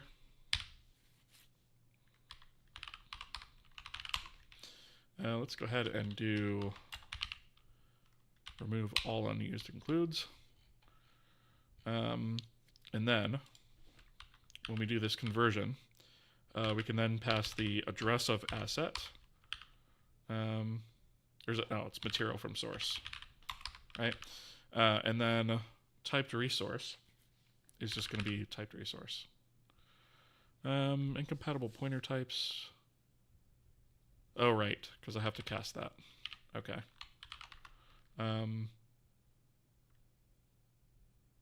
Wait, doesn't this... That does take the asset type. Okay, so k assets material pointer. Okay.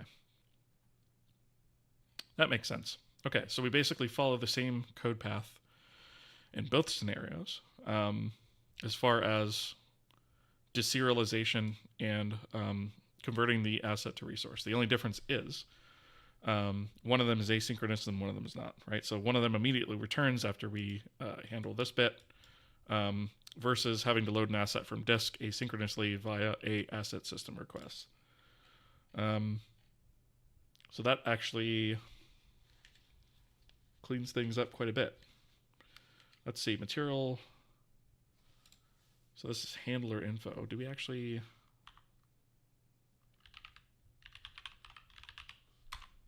use that anywhere? I think we do. Yeah, that's the listener. Okay. Okay, so I think we might be done in here.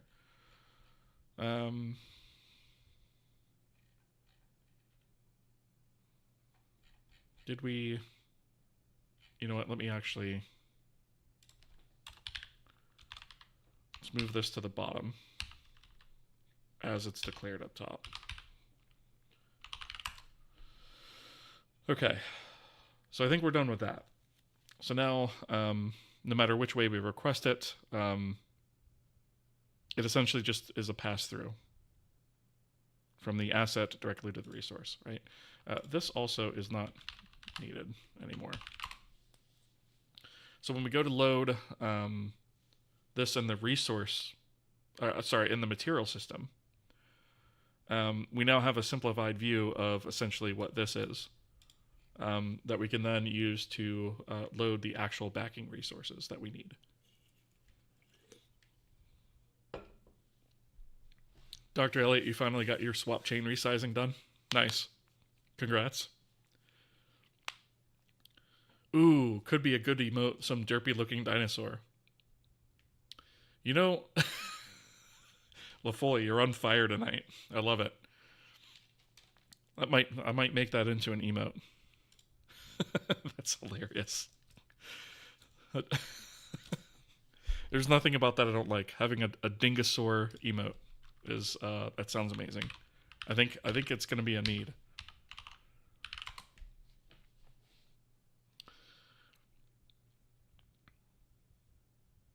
Hi everyone, I'm going to restart my biological operating system and we'll do a hardware and software update while it's off, and this lasts at least 4 hours. See you later. That's the best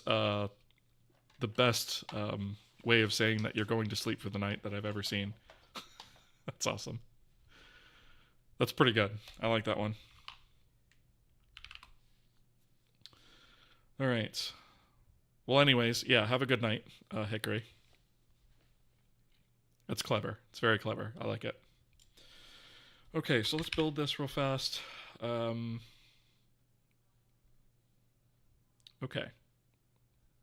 So now we're back at the IBL probe, which makes sense.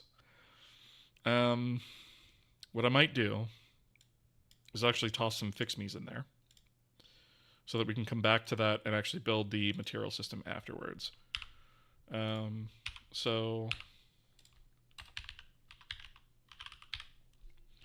the IBL probe, for those of you who don't recall what that is, that's a new thing that we're adding to our scenes, where we can say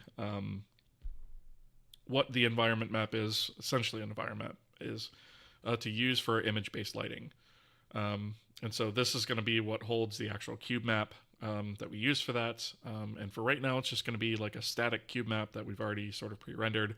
But eventually, we'll also be able to have like a dynamic rendered cube map to that as well. Probably in the future. The reason this is broken is because we are switching away from using these texture maps and switching to using our separate samplers and our separate textures, right? Because we're separating those things out as far as the renderer is concerned. And so this texture map does not actually exist anymore as a concept. So we are going to have to rethink the way that our IBL probes work to handle that. And what I'm thinking actually is that it really should just hold the like a pointer to the texture and not have to worry about the sampler, which kind of makes a lot more sense anyway. Maybe we can actually just fix this now. So let's see, we have... Actually, I think we can just use... Oops.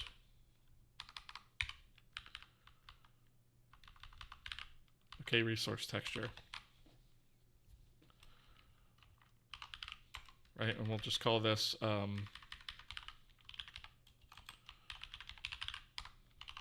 IBL cube texture.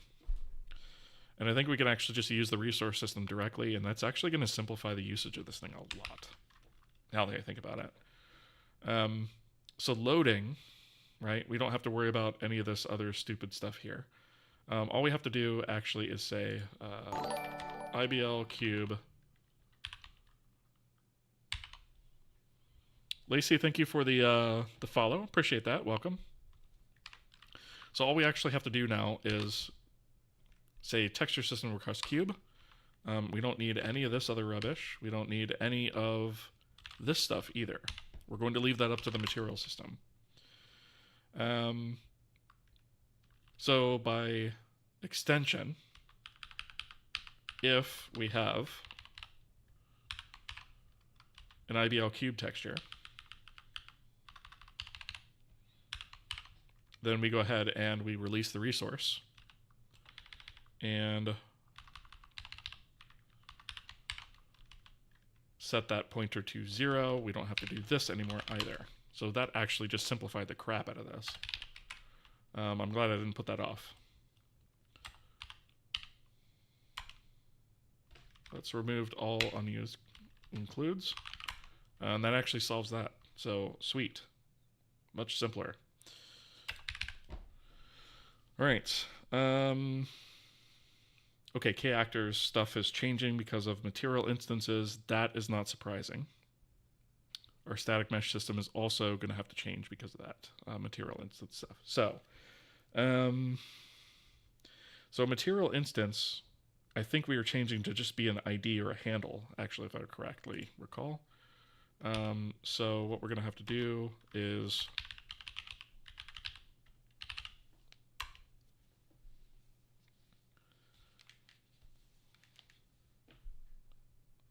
I believe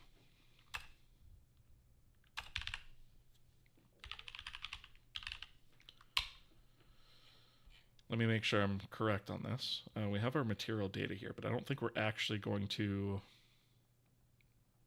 use that for the most part. I think, yeah, we're just using handles now. Right, so we have material system get handle, name of the material, and we just output a handle. Right, simple stuff. So actually, what we really have here,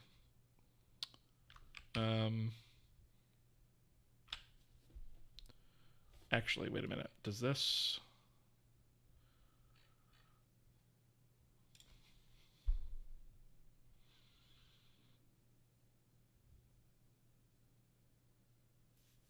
that's to the base material. Did we actually specify anything for, yeah, acquire instance? This is actually what we want to use. Which is also a K handle. So we have materials themselves, but then we also have material instances, which is ultimately what we use to render with. So really what this material instances is this is now a K handle array. So this is an array of handles to material instances associated with submeshes. They match up index-wise. Okay. Is that the only issue? No, can't be the only issue we have in here. No. Okay. So the render data.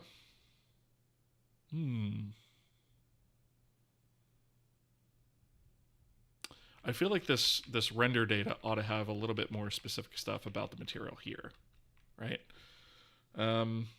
This is the render data for a particular submesh. So static mesh can have multiple submeshes.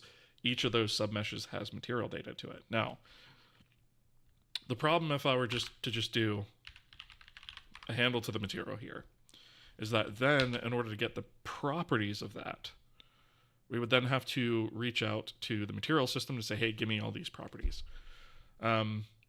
Which that should technically already be done by the thing that generates this render data. So I kind of feel like this should be like a flat list of properties that should be existing here. And this is also going to include material, like the base material data and material instance data, as well as things like IBL data, things like that. So I feel like this is not the correct solution. We probably ought to have like a copy of all the material data, you know, whether it be textures or whether it be colors or what have you, that exists here. So what I'm going to do for now is I'm going to put a fix me in here, because we need to revisit that, but we need to think about how we would handle this in the material system as well. So we'll say fix me, provide a copy of relevant material material instance data here, not just a handle to it. Right? And we'll just comment that out for right now. Okay. Now, KActor is also looking for that material instance data. So that, I believe, can just use a handle. So let's see, we have material instances. Did we? I think we actually removed that, didn't we? Static mesh instance names.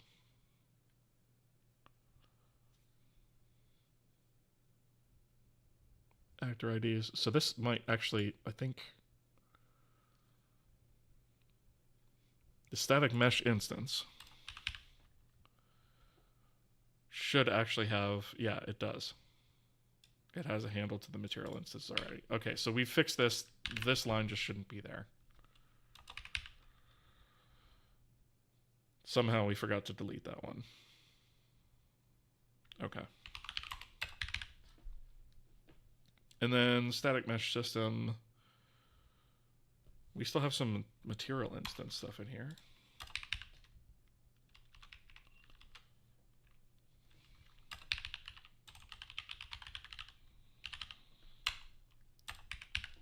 Which is not super surprising given what we have in here. So this should be material system release instance. Do we still...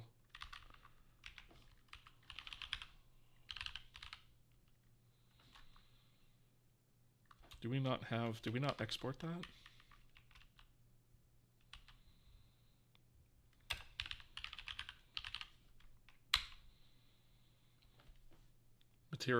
Material release instance is what it is.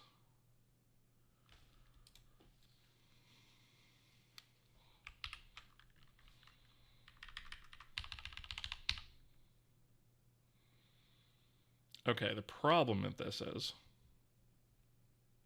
we also need to know what the base is, right? So we have Mesh resource material instances.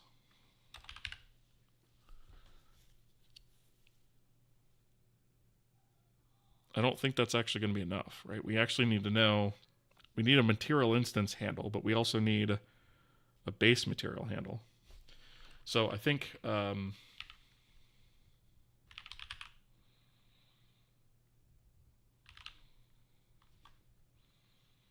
do we actually have a way to cross-look that up? I don't think we do. K-handle material. I don't think we have a way to look that up.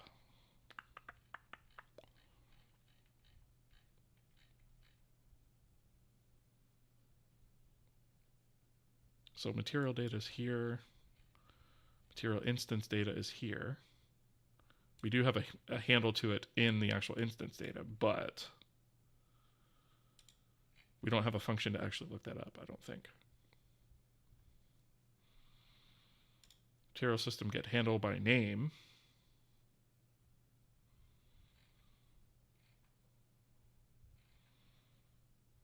But I guess we missed that somehow.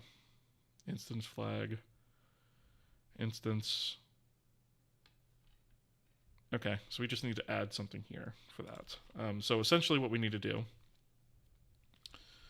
is right here where we're doing the acquire and release, we need another one that is going to return a K handle, and we'll say material instance get, we'll call it base, right? So struct material system states state, and then we'll do K handle instance.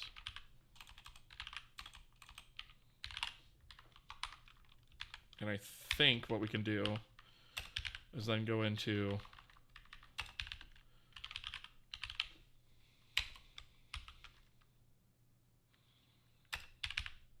did we not actually set that up yet? Acquire instance. Oh, we don't have those actually even defined. I guess that's kind of where we left off before we kind of got sidetracked on the resource issue. Okay, so we need to think about the relationship between materials and their instances.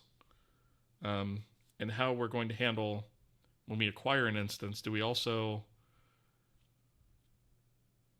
return a handle to its base material, which I don't think is going to be necessary. We should be able to look that up.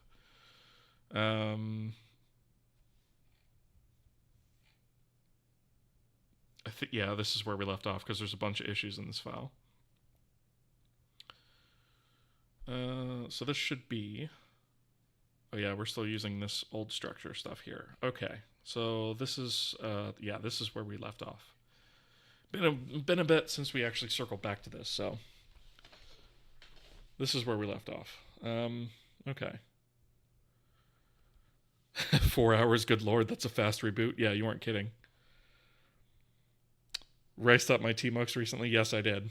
Actually, I had it set up quite a while back. I just actually forgot to apply the config. Remember seeing the default green bar. No, you're remembering it. Yeah, you're remembering it correctly. I actually had it set up on my Mac. And then I was looking at this and I'm like, wait, why is my tmux not matching what I have on my Mac? And it was because I forgot to actually symlink to my tmux config. Oops. But yeah, I do have a tmux config as well. I don't know if I've made that public yet or not, so I'd have to look that up, but there's not a whole lot to it. I basically themed it and then changed a few keyboard shortcuts, and that's about it. Yeah, exactly. Yeah. Sometimes the defaults just aren't quite as easy on the eyes. And actually, my NeoVim config used to be a lot more riced out too, but you know, I kind of cut it back a little bit. And I probably am going to cut it back a little bit more. But Okay. Tmux plugins are important. Oh, you show your Spotify song important. It's important for productivity. You show your Spotify song at the bottom.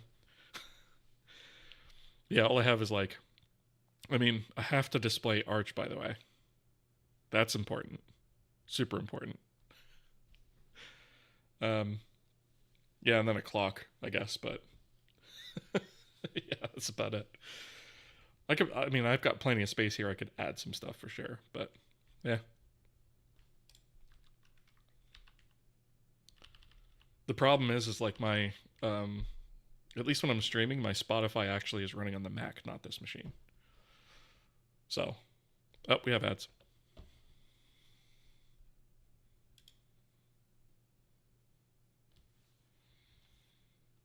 Abdullah, I see your question over there. I will answer that in just a second. Matt Oscar, how's it going? Good to see you. Kohi stream always makes me happy. Awesome. I'm glad. Glad to hear it. I hope you're doing well.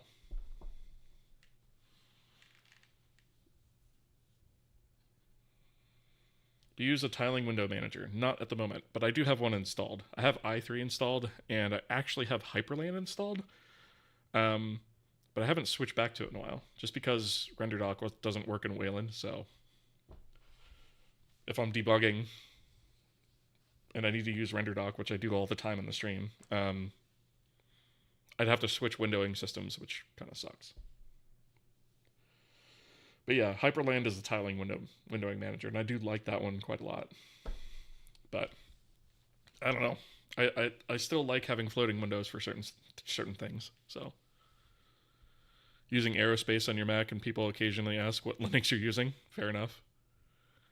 It's an i3 tiling manager, like for Mac OS. There was another one out there too. I can't remember what it was called. Another tiling window manager. I forget what it's called though. One of these days I probably will switch to it, and then I'm going to hate myself whenever I have to use Windows, which is every day for work.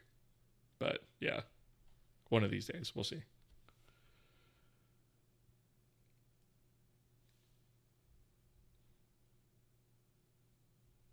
Used to use Amethyst, but the key bindings for Aerospace are nicer. Maybe Amethyst is... No, I don't think that was it either. I can't remember what the name of it was. Just use a hotkey to toggle windows to float if I needed to. That's what I do in Hyperland. Yeah. The other popular one is Yabai. That was it. Yeah. Yabai is the one I was thinking of. Yep.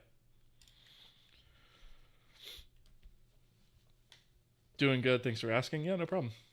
Washing dishes while asking. That's fair enough. Ooh, I just realized I have these batteries to recharge and I didn't do it while I'm streaming. Should probably do that so that they don't die and I lose usage of my mouse. Because that would suck.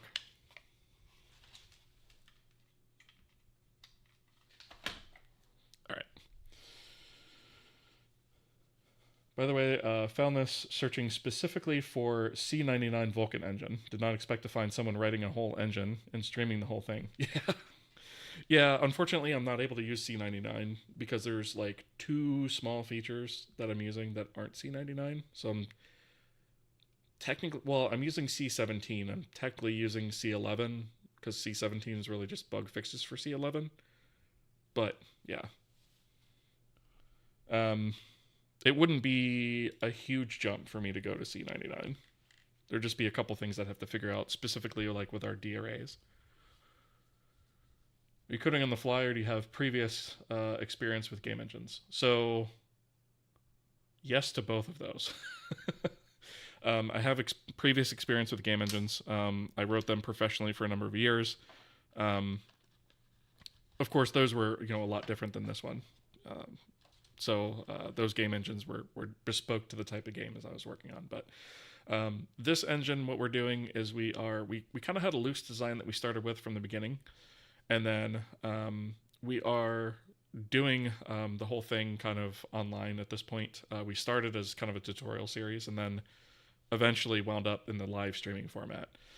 And what we're doing is we're kind of doing this on the fly and having all the design discussions, the debugging, and trying different things to see what works and what doesn't work along the way. And sometimes I deliberately do something that is like that I know is not going to work, but I do it as a demonstration as to why it won't work. So it's kind of like an educational kind of thing, right? It's like a way to build a game engine. It's not the only way. It's not even necessarily always the right way. But it's going into the different systems and how they work and making them work with each other and that kind of thing.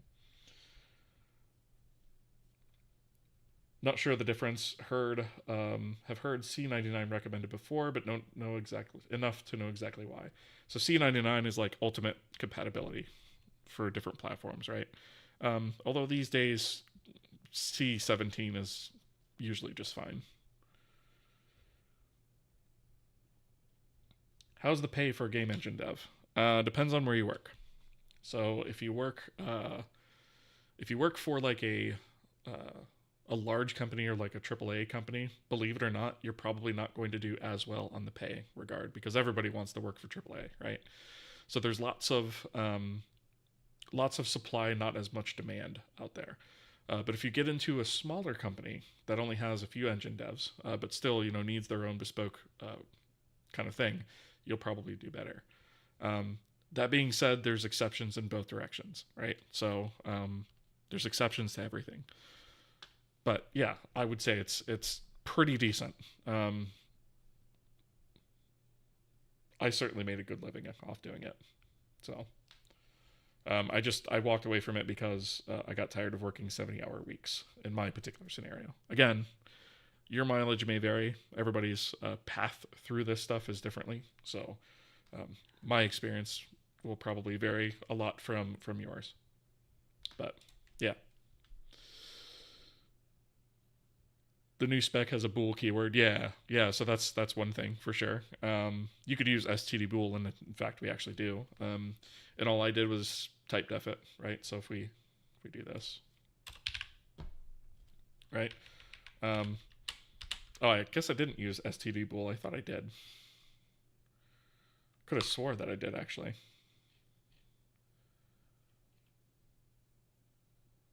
Oh, right there. Yeah.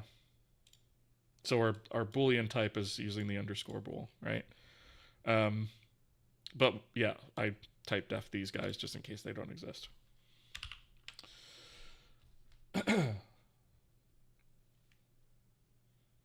True and false are in there too. Yeah, I should probably, because when we started this code base, these things didn't exist. So like,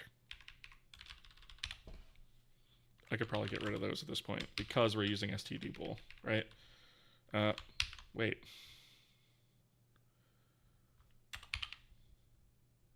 Really?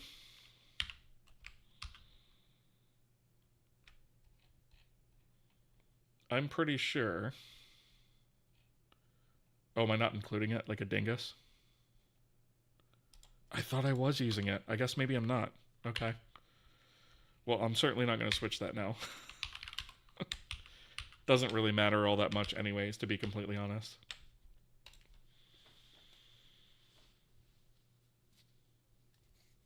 Oh, you're saying true and false are in the upcoming C23 spec. Okay, I was going to say, I didn't remember those being in there, but I thought I had to type def them, or define them, rather. It's been forever since I've looked at that, though, so. It got published? Okay.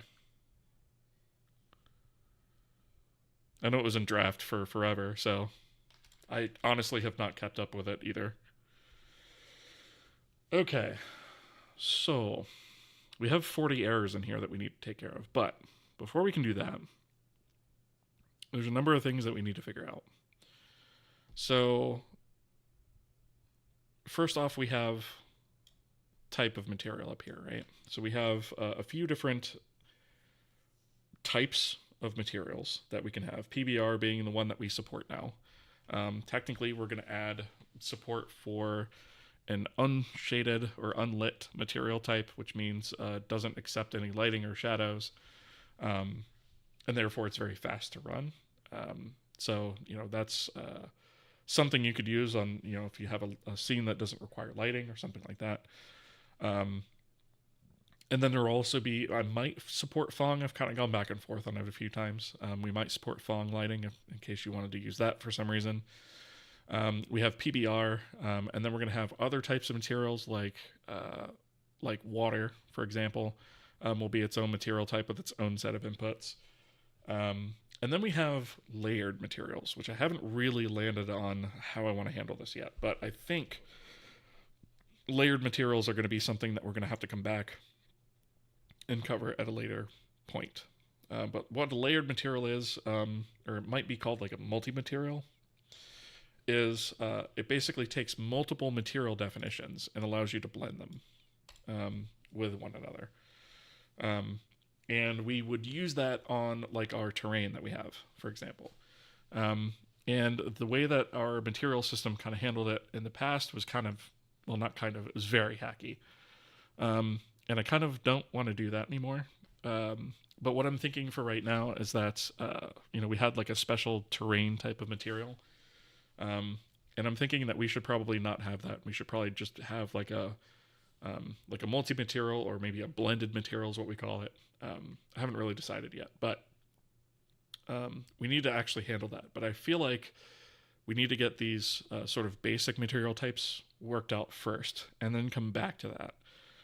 So the reason I bring that up is because we have stuff in here like layered PBR, right? Which is what the way we were thinking about doing it. But we're not going to do it that way. We're going to call it something different, and we're going to handle it differently. So I think all the stuff in here having to do with layered materials, I think I'm just going to strip out for now. And we're going to handle those differently going forward. And we're basically just going to essentially, we're going to rewrite the support for that from the ground up.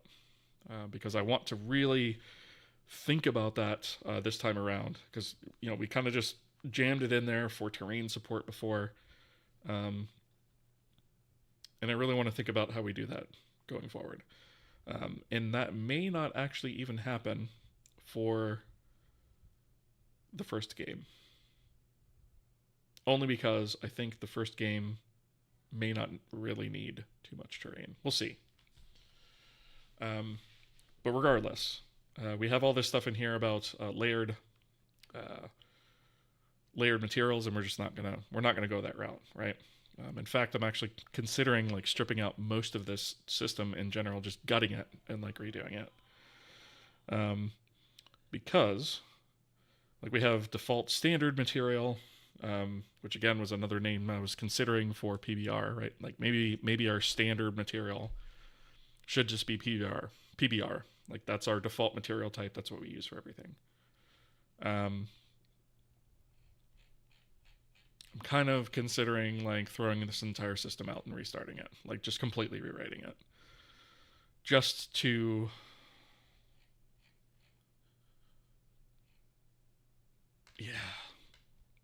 because we're always talking about like don't get attached to your code, right? And now I'm kind of thinking like we should probably just throw this out and redo it. Like don't get attached to it, just rip it out, rip the band-aid off, and let's just rewrite it.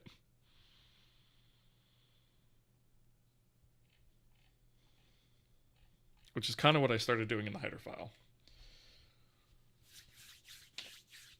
This is going to be painful, but I think that's going to be the way that we should handle it.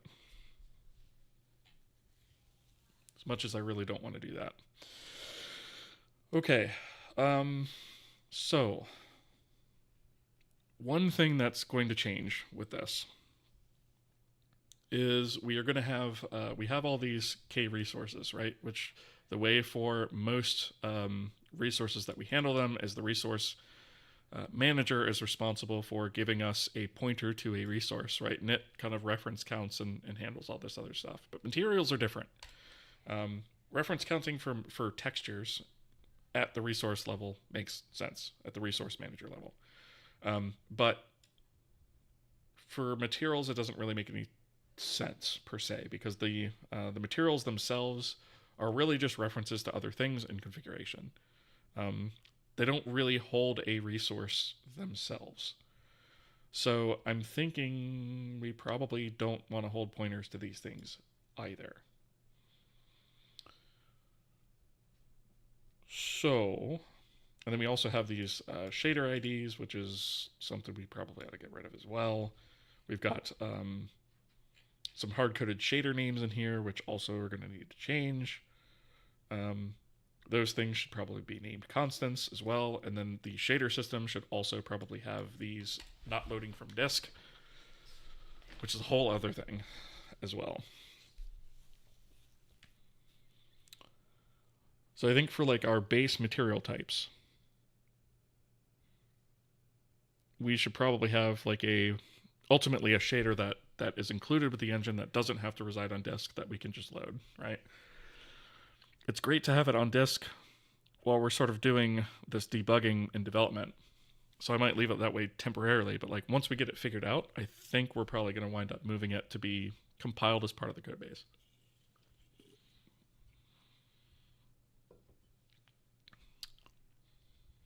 That's what I'm thinking. All right. Do we not have... We do have a K material type.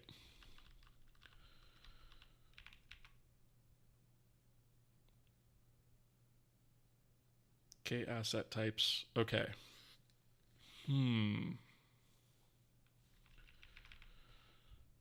Oh, this is something we should probably also consider.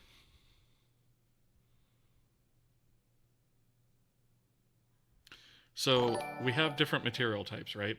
But our assets can also like have references to those types. But should our asset system necessarily know about all the different material types, or should it have its own types that we then convert over? Like we have for example, we have K material asset or K material type PBR here, right? Now this type would technically be used for both the actual asset. Thank you for the follow, by the way. Both the actual asset as well as the resource that gets loaded, as well as the different version of that again for the actual material system itself, right? And technically speaking, we might actually have some of these types that exist in one that don't exist in another. Now, I can't think of off the top of my head where we'd have a scenario where that would exist, but I could potentially see it happening, right? Like if there's a code-driven material type, for example, right? That where all the material like is configured and driven in code and it never actually gets written to disk like this. That would be a K material type, right? But it wouldn't be a K asset material type.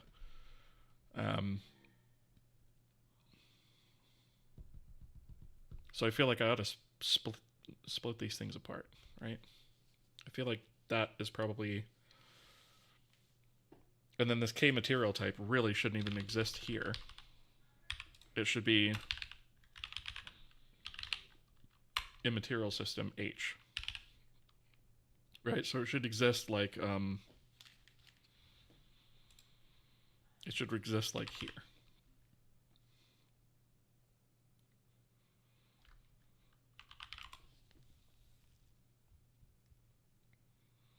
Right, so maybe we have,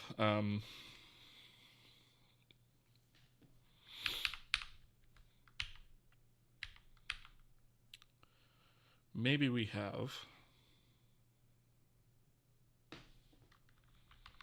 PBR water, unlit,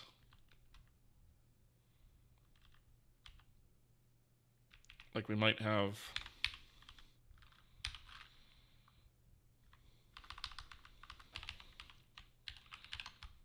flowing water as well.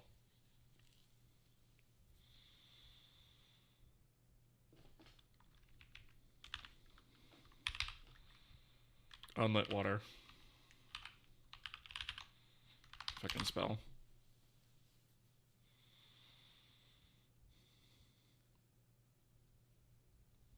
And then like we might also have layered in there as well, which that'll be a whole other can of worms. Or do we just have water? Right? and then don't worry about the lighting model. And if we want like water to be rendered a different way, then we use a custom material to do that. And this is why I was considering like maybe we just have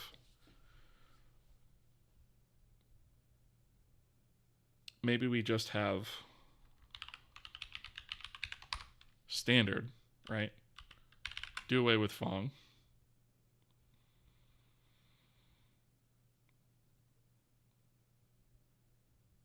And maybe even unlit.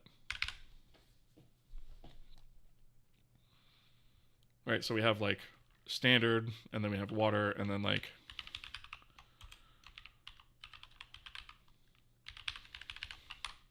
blended would be another one.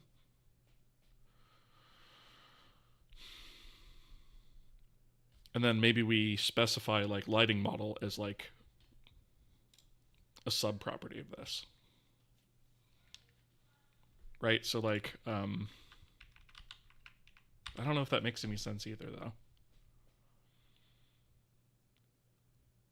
But I feel like going with like a standard material is always just going to use PBR, right?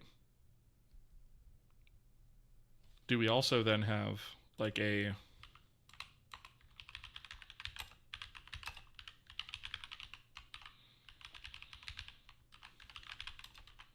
lighting model, right?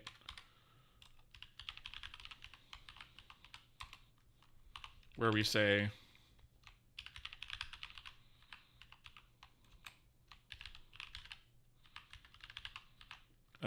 like maybe unlit is default.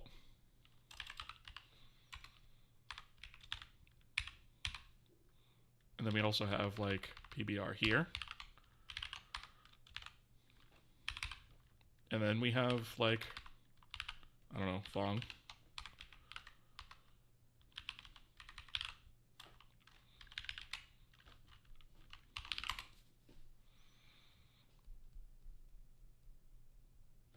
And then instead in here, like our type here would be standard, and then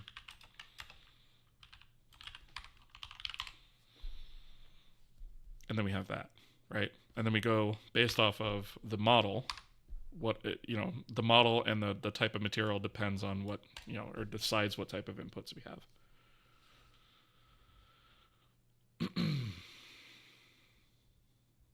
I feel like that's a little bit more flexible, because then we don't have to like enumerate all the different types of water materials or blended materials, right?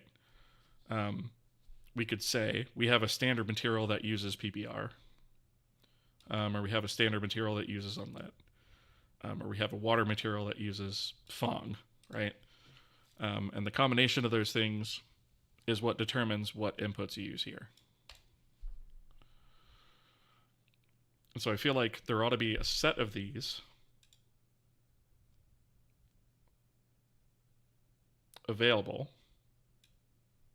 at each level. So a set of these available at the asset level, a set of these available at the resource level, and then a set of these at the actual material system level.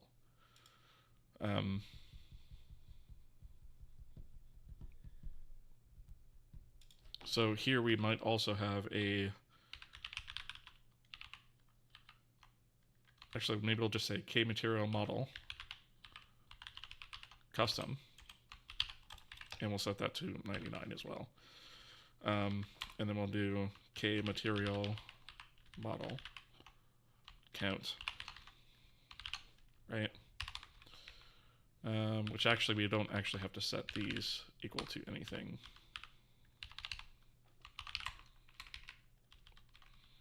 Right, so maybe instead of lighting model, we just say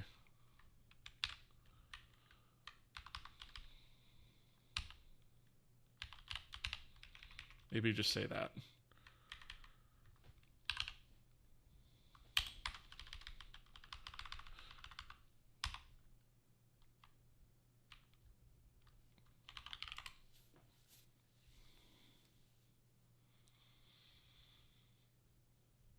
I think that makes sense, right? So we would go back to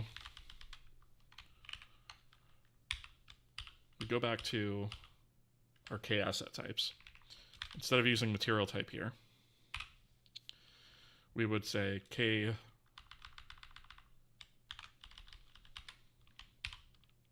asset material type, right? And K asset material model, right? And that would be the same here.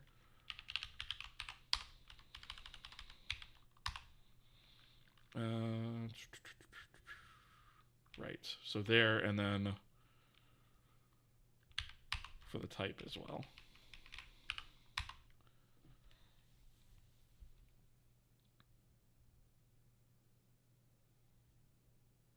And was I actually using these texture maps? I don't think.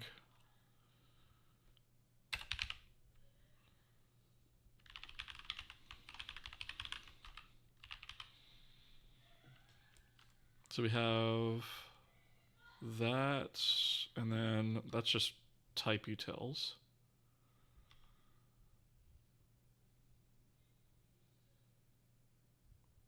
Oh, we do have that in here. Okay. So we probably ought to have like a copy of these at the resource level too. But like instead of saying K-asset, it says K-resource. That way we don't have like all this weird cross dependency between our asset types, our resource types, and then the ultimate material types. So if we take this and actually technically, I guess technically all of these, right? All of those. And go to K-resource types. Right, we have a K-resource material. And then this essentially becomes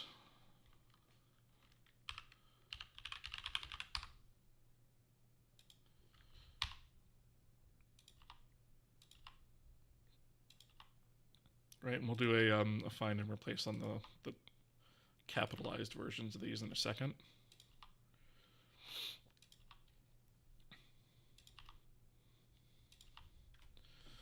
Right, so we can do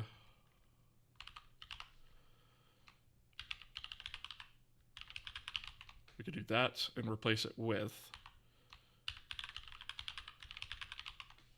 that globally. Right, and then here we have a K resource material type. And then this is the same thing, right? So we do K resource material. Same thing here, and here, here, and here. Right, so we have those separate types.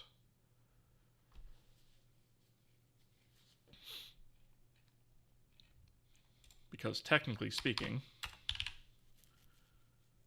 this should not be needed here.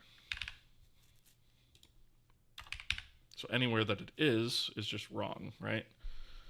Let's see, K-resource asset info. Oh, that's for the request. We do need it for that. All right, let's see what else is making use of it, though. K-resource texture map. Okay, this can actually get nuked. We don't need that anymore.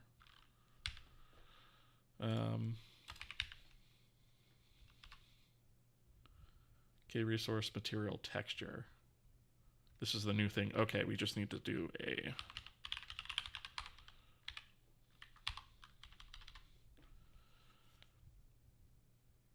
And then this is actually from core render types. So the only thing that we actually need in this file for that is actually asset type. Yes, we do need this for that. Okay, so we do need to include that, but only for the one thing. All right, and then we'll go to definition here. And let's see, what is screwed up in here? Okay, so this needs to be, this is the K asset material, so this needs to be a K asset material type.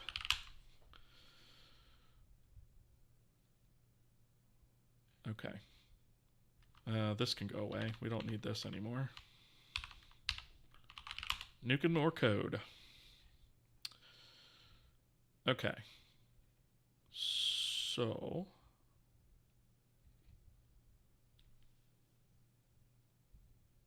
we'll also need, I think we already have these two. So we just need these guys on the material system. Up here at the top,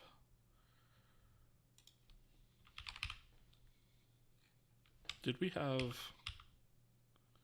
yeah, we have the model and the type. Okay. So instead of these being a K asset type, these will just be a K material type, right?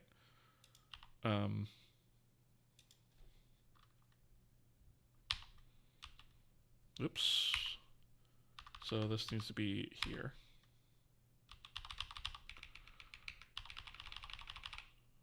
All the way up. Okay.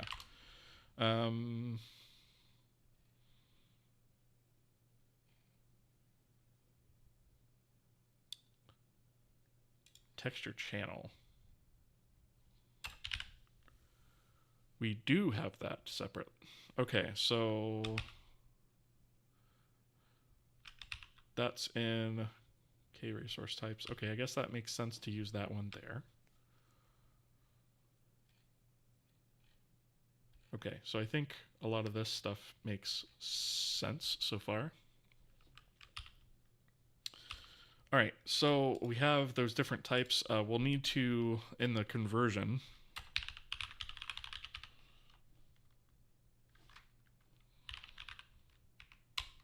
in here, we're going to have an issue here converting the types, right? So we have asset to resource. I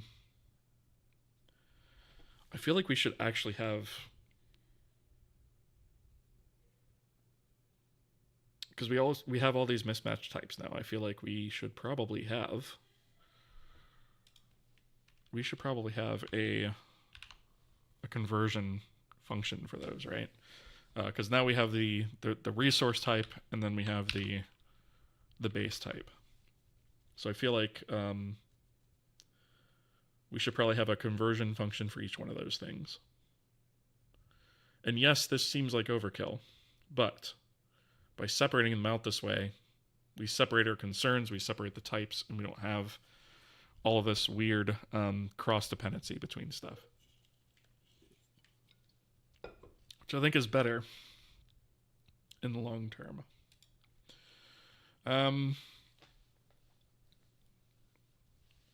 And then also, by separating those, if we update them in one spot, it's going to break other spots that try to actually convert that.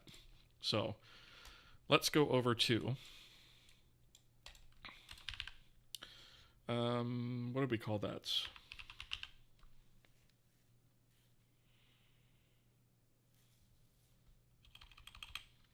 Was it type utils, I think? Render type utils. I guess we could put it in here.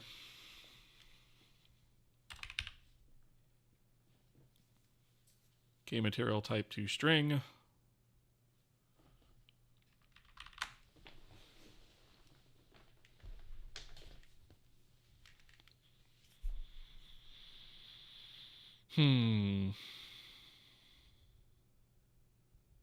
So we would technically need, I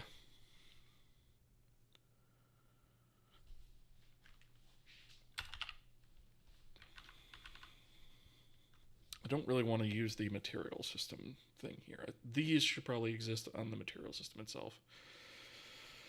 And we have this weird, like, we have asset types in here too, which is wrong. This should really just be dealing with, like, render type stuff. We should probably have a utils for each one of these, actually, now that you think about it. So we have in here, in our core, which is where the assets exist,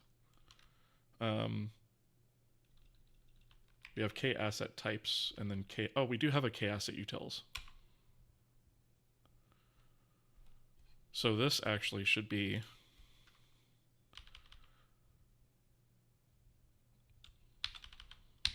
these two should be here. Right, so this should probably be k-asset material map channel to string, which is actually named wrong because that should be k-asset material texture map channel.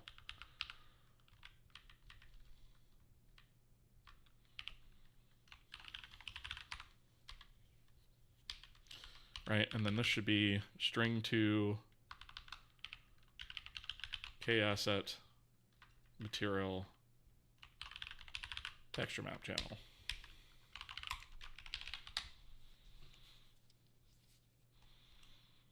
Right, so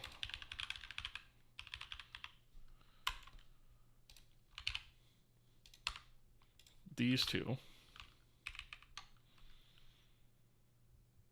should not be here. They should be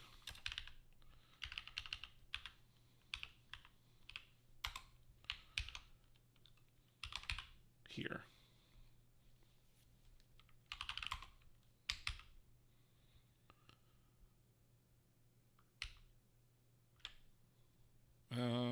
Oh, you know what? I need these names too.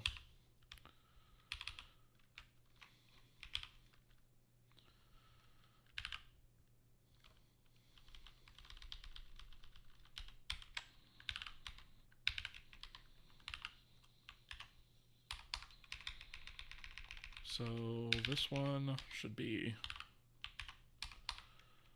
that. Okay. So we've moved those. Yeah, and see, this is bleating now because these types are all wrong.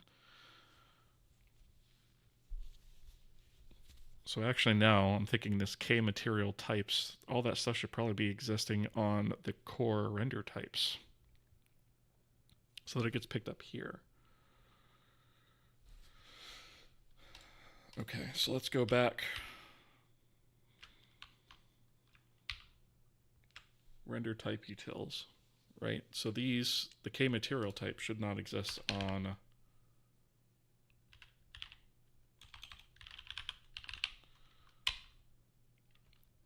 these probably shouldn't be here.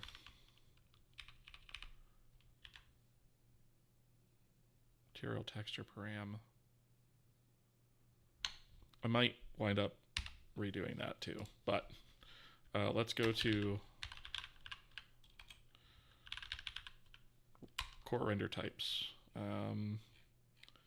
This is where a lot of this other stuff exists.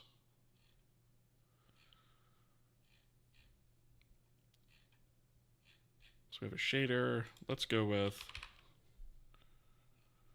that.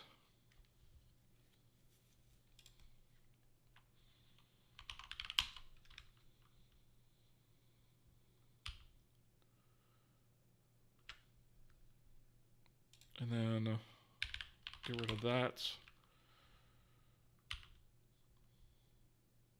And then this is probably going to need, I guess that gets included some other way. Okay. So that makes sense. We have k-asset utils. Do we have resource utils? Under, that'd be under the runtime.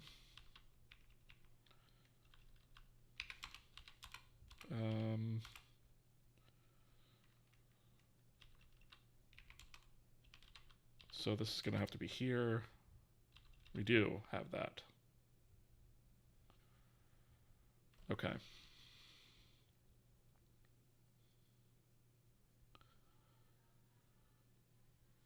So what was the other type that was here that didn't belong here? Render type utils.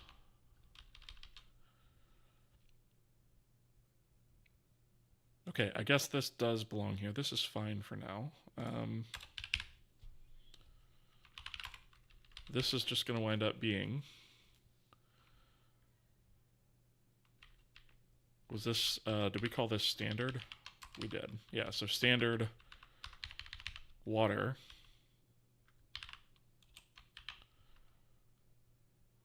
blended and custom. Okay, so we're going to call this blended water and standard.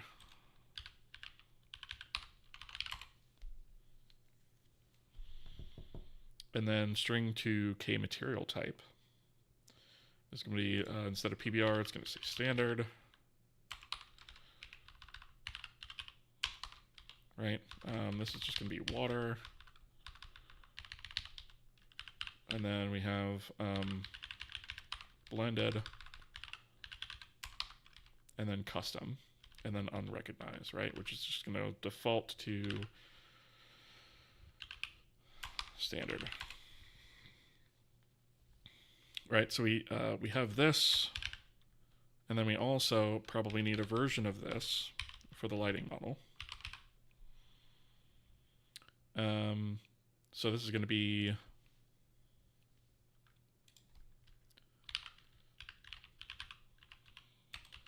k-material model.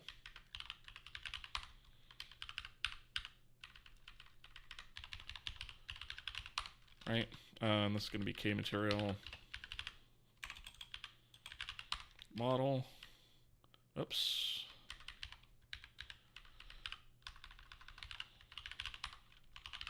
Right. And then this needs to be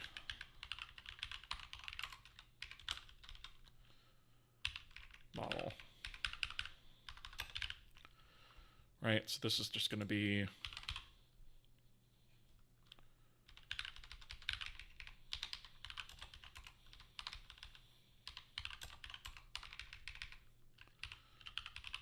switch model.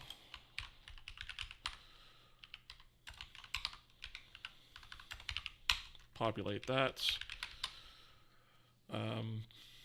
So unlit, we're going to return unlit. PBR, return PBR. Return.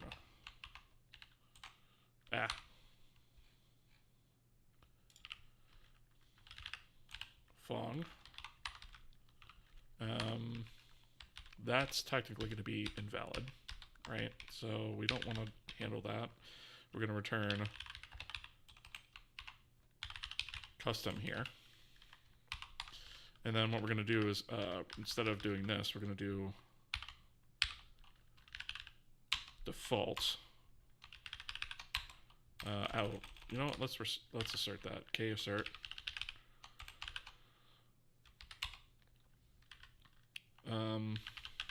And we'll just say unrecognized material model.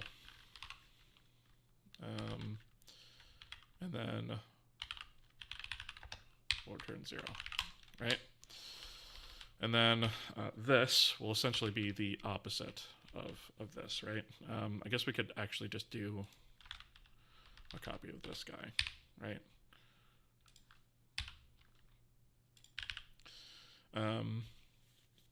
So PBR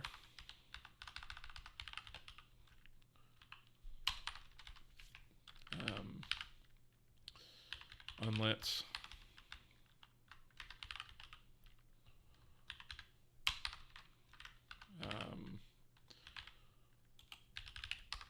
fong and what was the custom is the other one.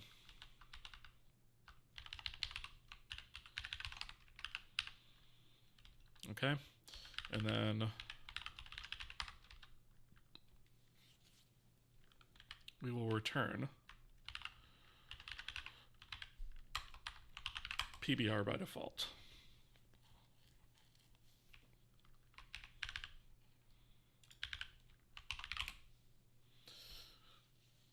Okay, so now that we have that, we need a way to translate between them, right? Which I think we can probably just do via casting.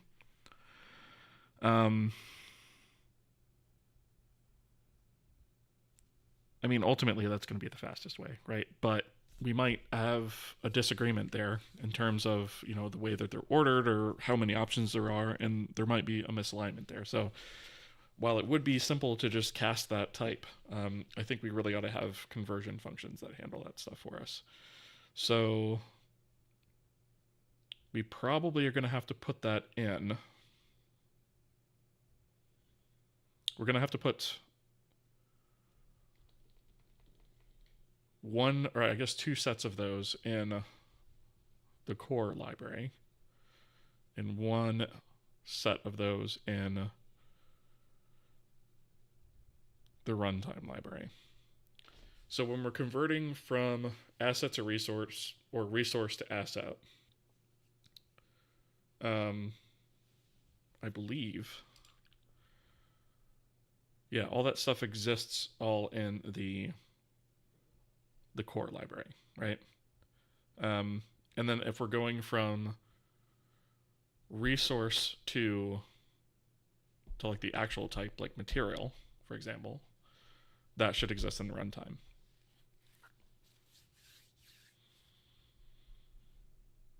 I guess it could also exist in core since we have core render types, right?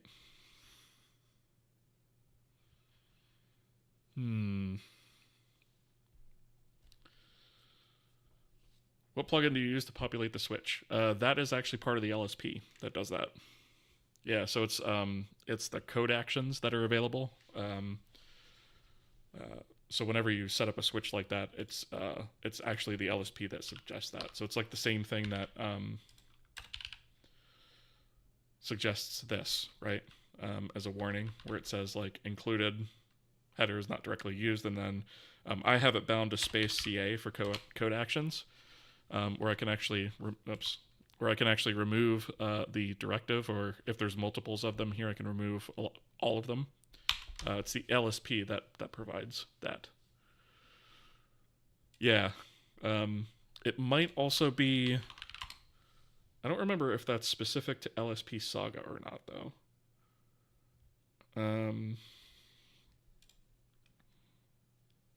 It's a good question, actually.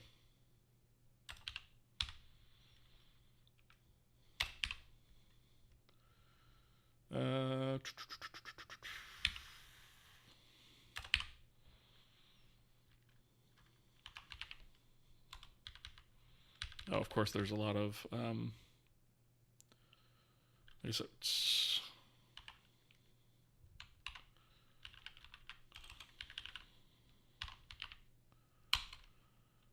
It is LSP Saga. Yeah, LSP Saga is what uses or provides the code action. So like I have this bound to leader CA, but ultimately the code actions themselves are provided by the LSP. So yeah, it's kind of technically both of those things. Yeah, no problem. Incidentally, I do have my NeoVim configuration is there. So if you're interested in that, I have that available there. There's a link to it within. That's technically an article describing what it is, but there's also a link in there to the actual config. All right. Alex Lee, how's it going? I am well. Thank you for asking. Good to see you. All right. So I'm thinking we should probably have like a combined asset and resource utilities file that includes the conversion to and from those different types. And then we also have in render type utils, we can actually convert the resource types to the render types and vice versa. So we have the resource, or we have the asset types, the resource type, and then the render type. And we should be able to convert between render type and resource type, right? Between those two. But we shouldn't be going from render type all the way to asset type. That's generally not something we should do. Because assets should be... resources should interact with assets, but render types should not interact with assets. It should have to go through that chain of things. So I guess if I were to put this, let's see, we have this in asset utils under core.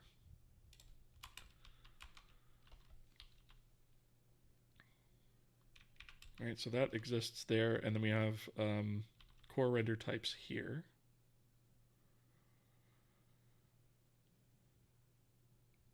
So, but then we also have our, wait a minute though, resource utils only exists here.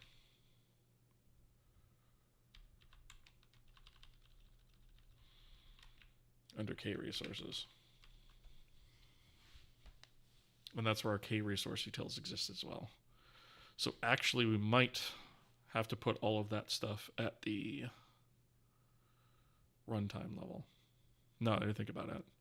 Which I guess makes sense, right? Because the core really only should ever deal with assets, not necessarily resources or render types per se. We do have core render types, right? Which are arguably probably shouldn't be here either, but we can leave that there.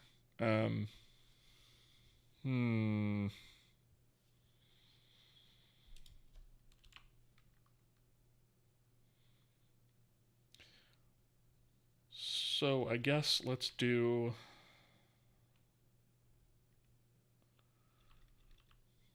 where do I want to put this? I guess just here.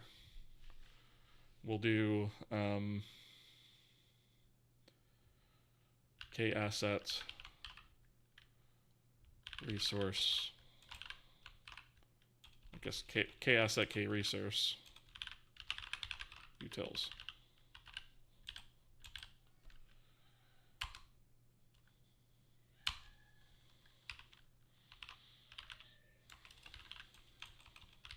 Right, and this is going to include, so from the core, it's going to include assets, K asset types, right? And that's also going to include K resources, K resource types, right?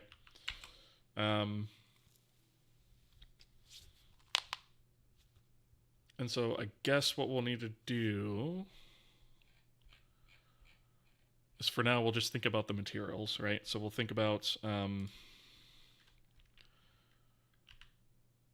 K resource material. We'll do this one first. K resource material type.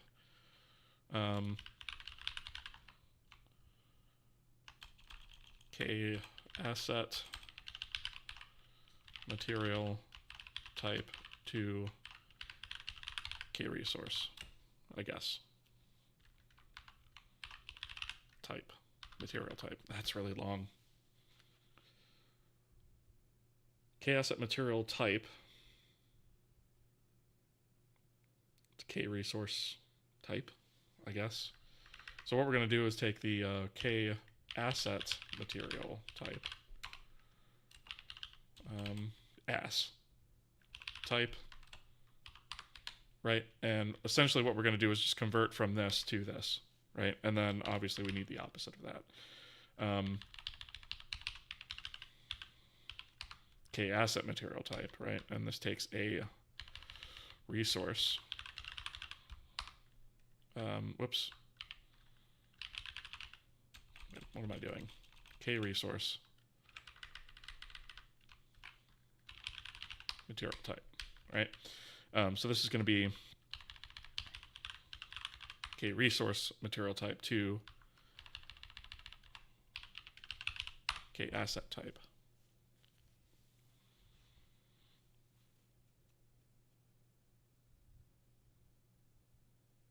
Does that make sense? I think it does. I'm not a huge fan of the naming, I'll be honest.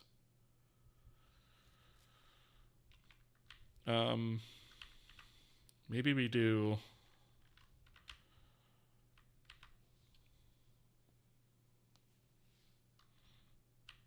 don't know. Maybe we get rid of the word type at the end.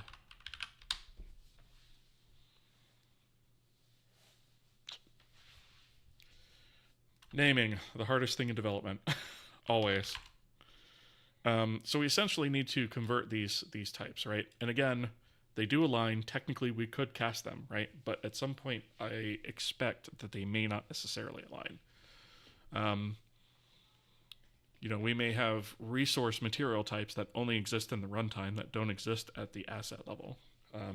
And as such, we would need to throw an error in that scenario. So I guess we have, let's do this. We have, let's see, we have the material type, the model, I guess, is next, right? So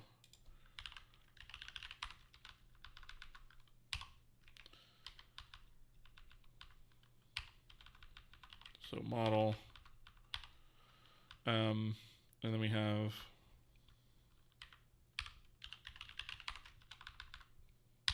material model, right? Let's see, what were the other?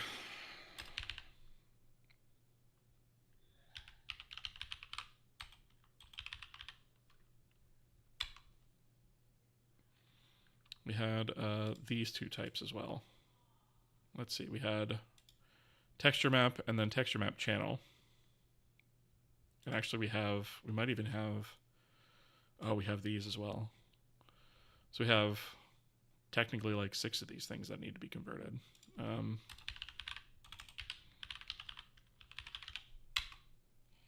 Yeah, so actually everything that was added to this file needs to be. So we have model, material texture map,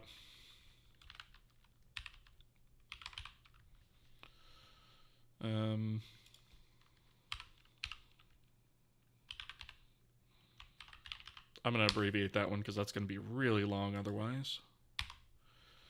So this needs to be texture map in both scenarios. And then texture map and texture map.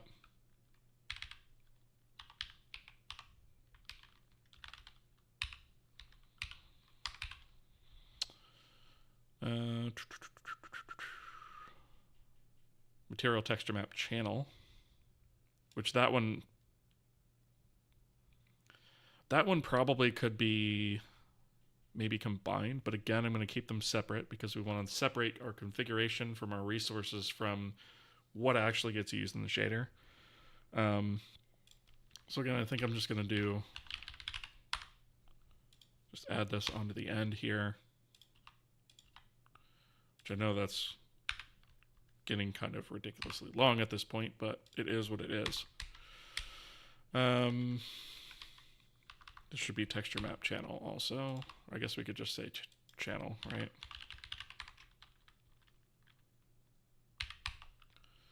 I suppose we could just say map for this too. All right. Gonna have ads here in just a second. Let's see. So we also have the texture, which this one is a little bit more in depth, right? Because we actually have, well, these two are more in depth because we actually have properties to copy here.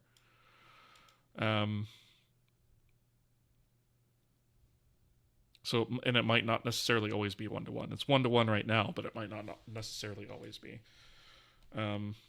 So I guess what we'll do here is this is going to be material texture, right? So instead of, whoops,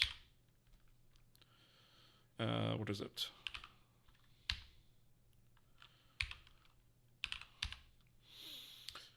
Let's get rid of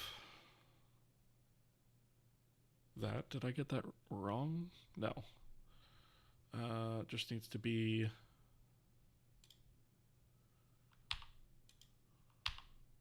texture.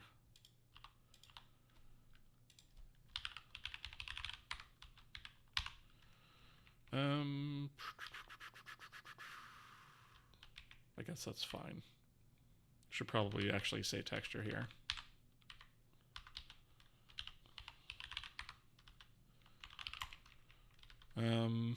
Okay, so those are...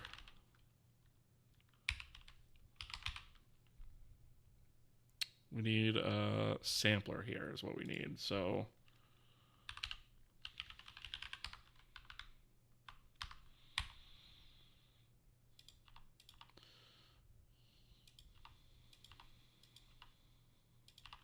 okay.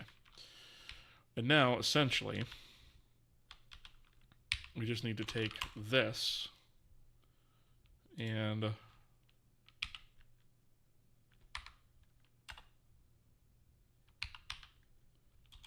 create a C file and paste all of these in here. Include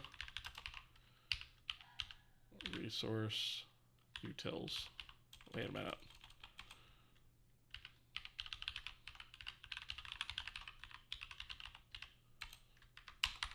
Okay.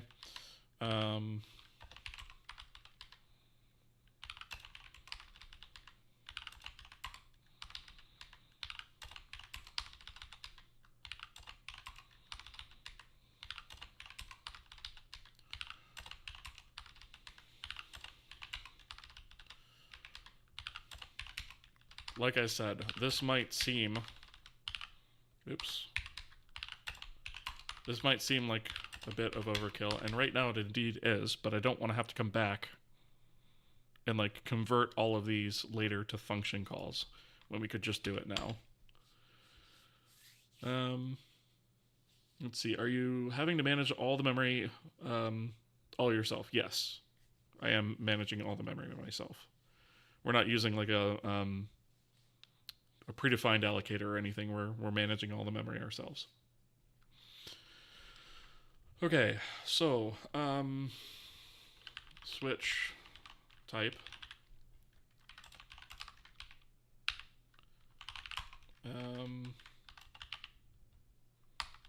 Why are my code actions not working?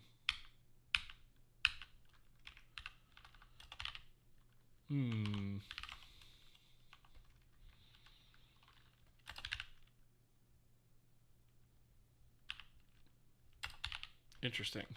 Okay. That's really annoying. I can't use the pre-populate thing in here. For some reason, it's not working.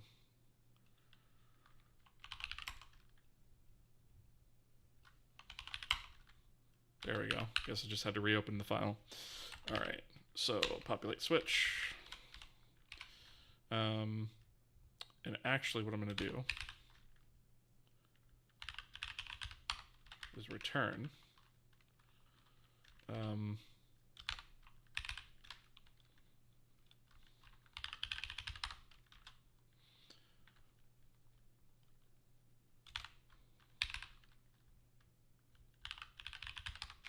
going to do this. I know these are wrong.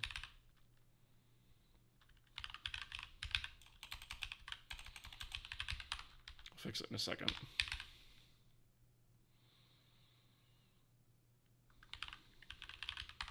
And actually, we could probably do a little bit of error checking in here. All right, so what I can do is, right, I could do resource here. Okay, resource, resource, resource, and resource, right? And then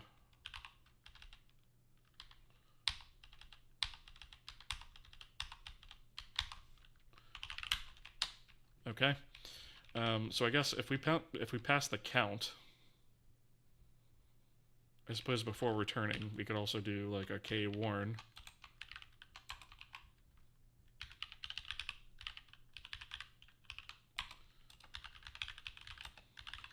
Converting count, did you mean to do this? All right. Because it's a little bit weird, like if we're converting the count for this, that's a little bit weird, right? So we're going to throw a warning in that case. And that's one way that like we can say this is better than just casting it, right? So the other thing that I can do is I can take this now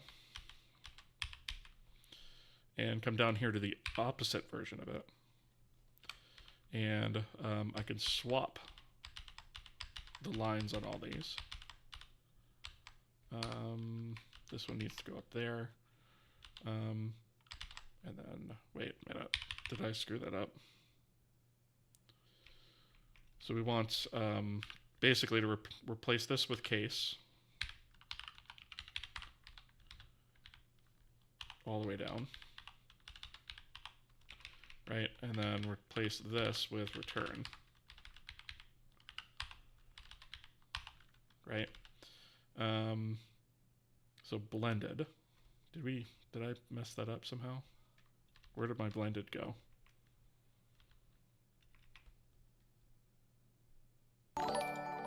Oh, here we go. Okay. Thank you for the follow. Appreciate that. Welcome. Okay, so if we have this is going to be a return. If I can spell return correctly. And then this is going to be our case. The weird indenting there threw me for a second. So we'll swap those. This becomes the case. This becomes a return. And then this needs a colon all the way up. And then all of these need a semicolon. Oops.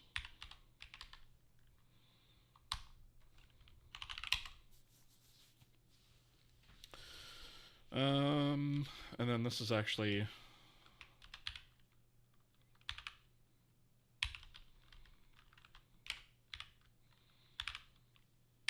that.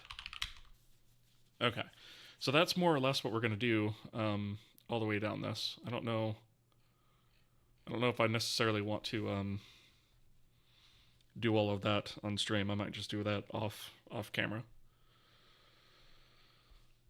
Vatsel, how's it going? Good to see you. That's impressive. I don't think it'd have the patience. Are you using the GPU to render? Yeah, we're using Vulkan. Yep.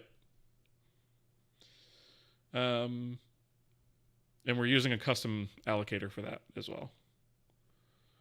Okay, finally got all the sync errors relating to swap chain sizing fixed.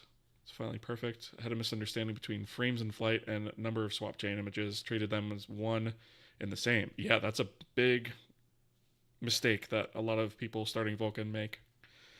You are not alone in that one. It's very easy to get those two concepts mixed up, but they are vastly, vastly different. Fix that now and I need to get off to relax. Well, have a good one, Dr. Elliott. I'm glad you were able to get that straightened around, though. That's awesome. You can move the bottom break right. Oh, did I actually? Yeah, you're right. That was auto filled in when I did the switch generation. So I forgot to remove that. Because I can just do, actually, I wonder.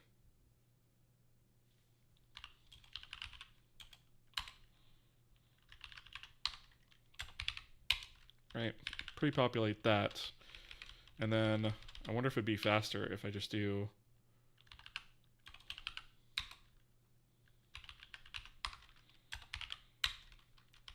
this, and then I can just like copy them, right?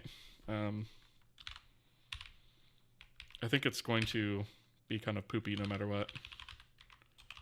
I don't think there's really going to be a faster way to do much of any of this stuff. And I should be copying this when I go back down here. Right, so this should be here.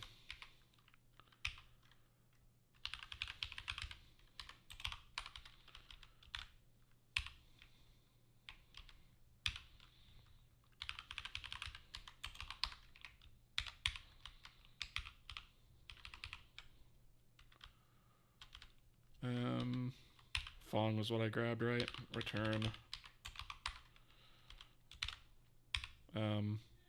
So count, right? again, I'm going to do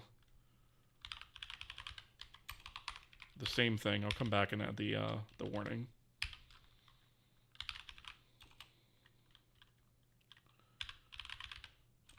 God, I keep hitting the wrong keys.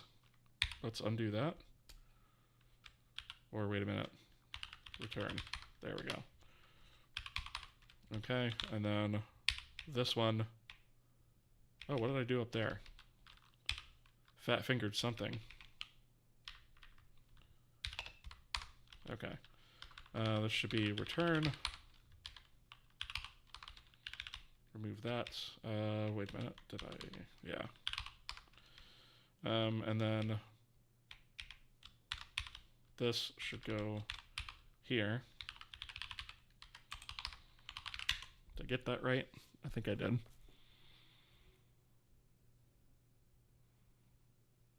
Yes. Okay. And then the warning.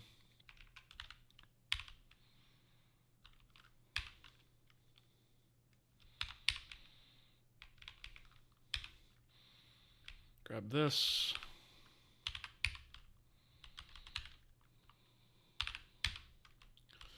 And then this. And paste that.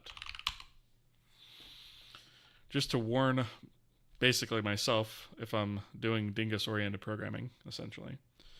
All right. So yeah, like I said, I think I'll do the rest of these offline. An example of this one, though. So this one's going to be a little bit different. It's not just going to be like one of these guys. So this is going to be K-resource material texture. So we'll say T. I guess we'll do the names first, right? So we'll do resource name equals texture resource name. I should probably, I guess, do... Yeah, that's fine. So what I'm going to do is, instead of resource name, it will be sampler name, and then map name.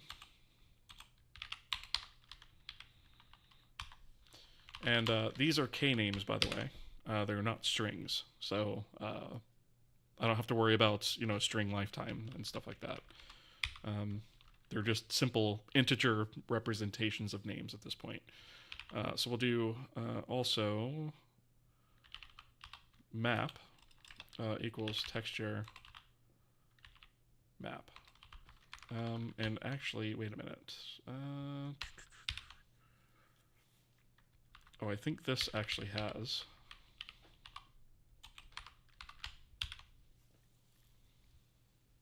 K-resource material texture map versus K-asset material texture map. What is this?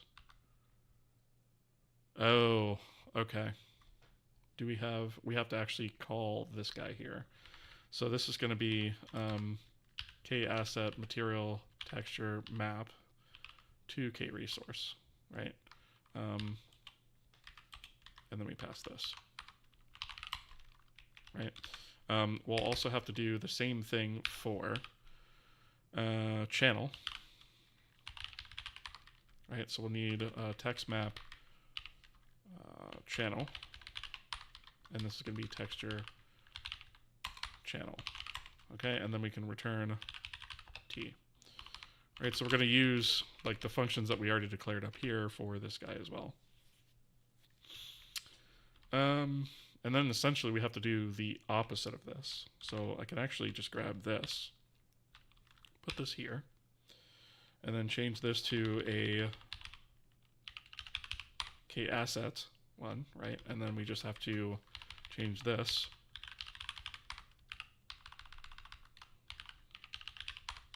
around backwards like that.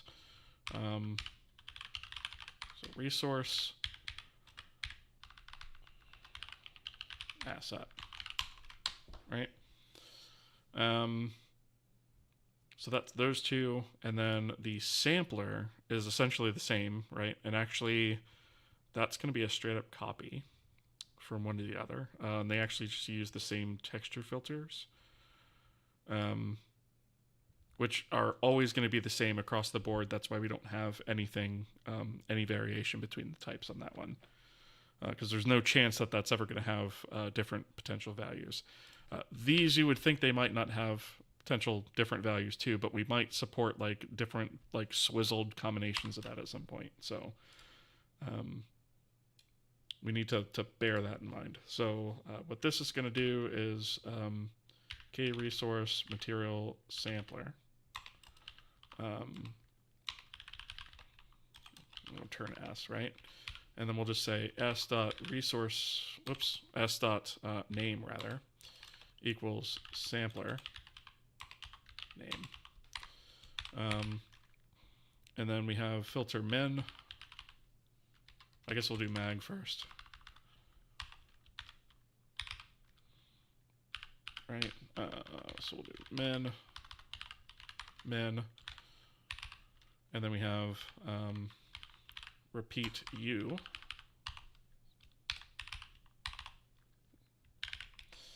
right, and then v and w, and I think that's it, right? So we could just do that. And then this one, all we have to do is reverse the type. So this is literally just that, right? And again, you know, maybe we'll add some sort of error checking to this down the road. Let's see, what is... Yeah, those are going to be kind of large switch statements. So I'm gonna put a to-do in these. Handle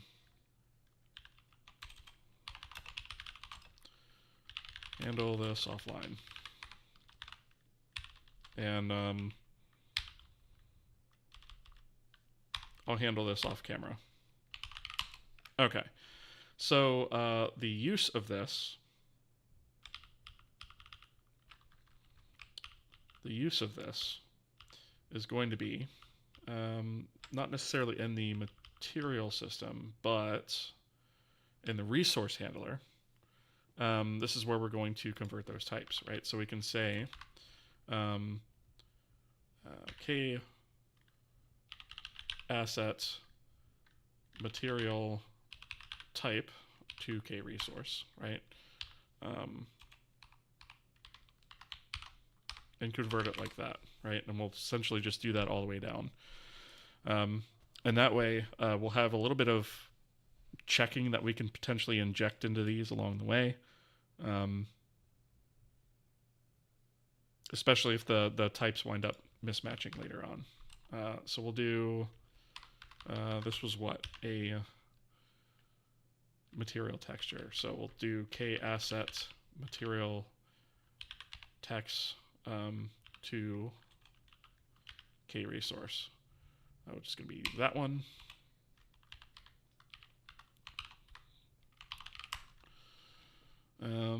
Which is actually going to be used several times. So v, so we'll just do a paste here.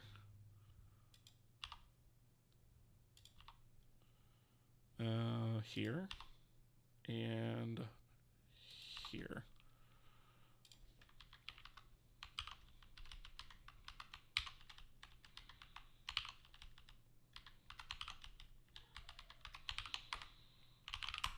All right. Oh, did I do the wrong one? Oh, what a dingus.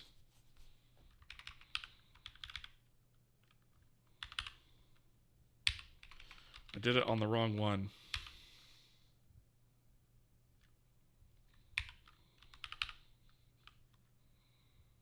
Not all the way down, though, surprisingly. Just on these three. All right. K asset, material map, texture channel to K resource.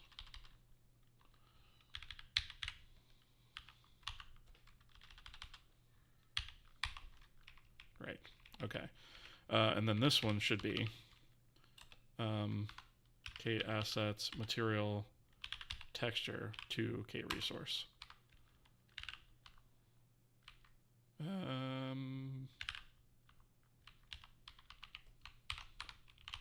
Yes, okay. So we have this.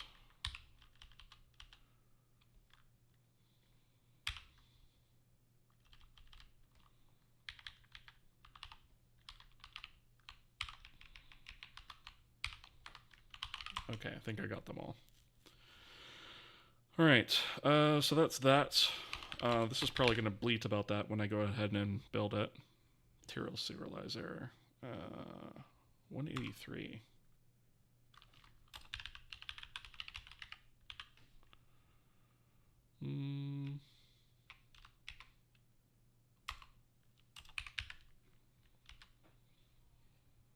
Oh, right.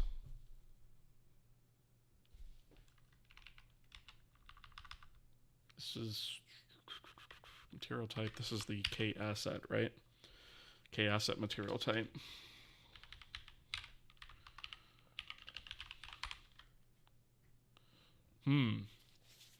Which actually doesn't exist. No, I don't want either of those options.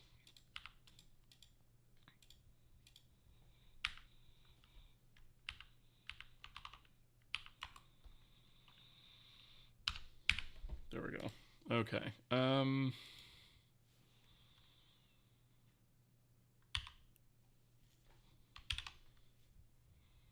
That's the K material type.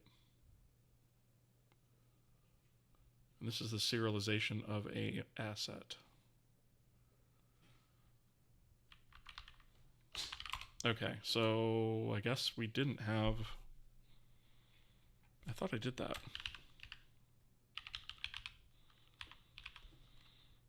Did I not?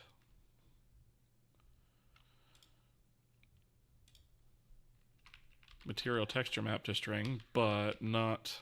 Oh, I didn't add the other ones, I guess.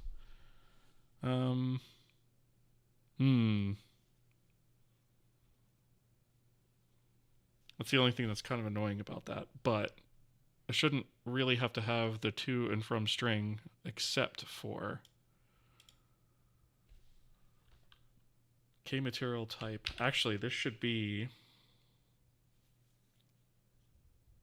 the asset type only that does this. We shouldn't actually do this with the generic type, right? Because that should only follow that same chain. So let's actually go to this. Thank you for the follow, by the way. Welcome. So let's actually go to this. We have these things that we added here. Do we actually need any of these to go to string? I don't think we actually do. These should all be the asset types that go directly to string. We shouldn't actually be doing that anywhere else. So we need to go to K assets utils. That should be there. And instead of using the base types, we should be using the asset types.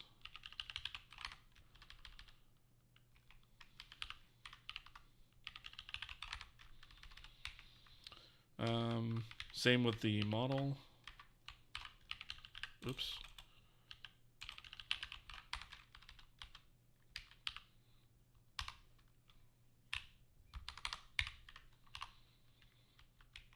Okay. And actually, this should probably be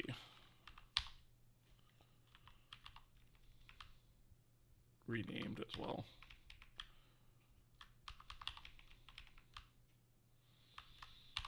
Okay. And then we're going to take, oh, that can go away. We'll go to type utils, C, all the way down here where we pasted these guys in.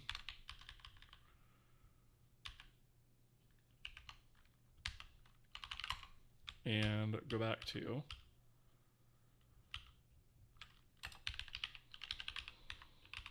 utils C, all the way to the bottom here, and put those in here. And then these should be K asset material.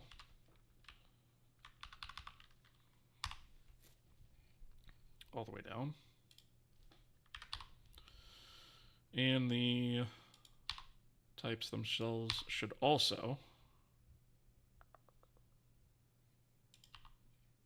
be the asset specific versions.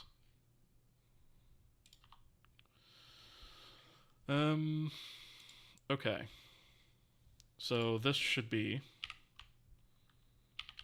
that.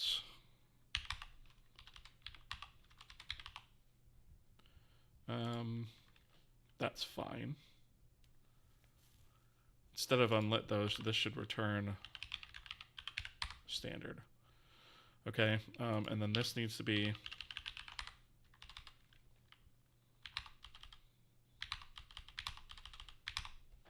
that. This should also be that, and then same here.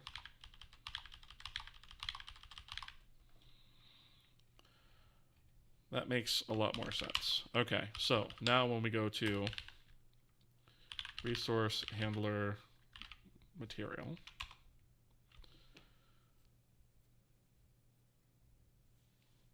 or I think it was actually the serializer that was the problem. Material serializer. This should be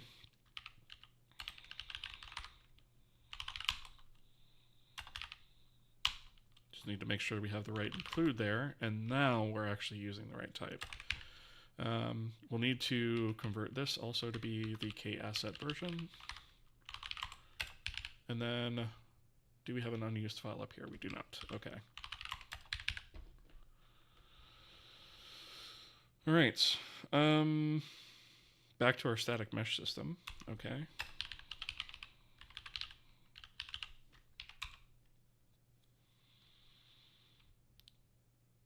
Okay.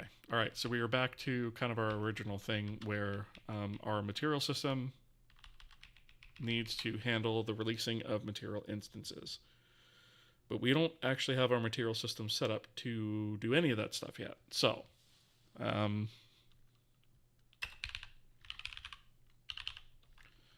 let's go ahead and write in some notes as to what we need to do. I'll keep that there for now. What I'm going to do instead is I'm actually going to come up here.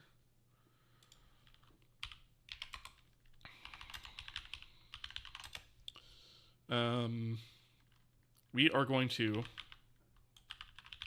rewrite the material system in general. Needs to include a way to look up base material k-handle via the material instance k-handle.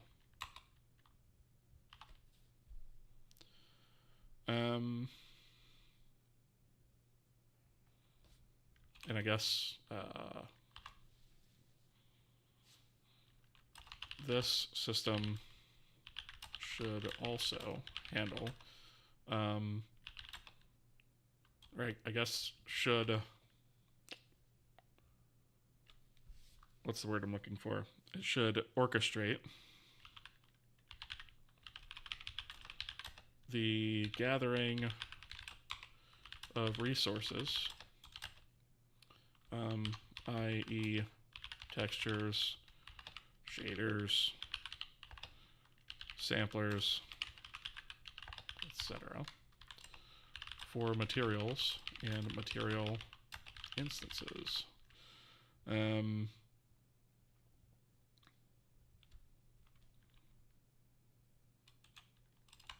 As well as setting uniforms, etc. Strip out and redo the old terrain material type and replace with a new blended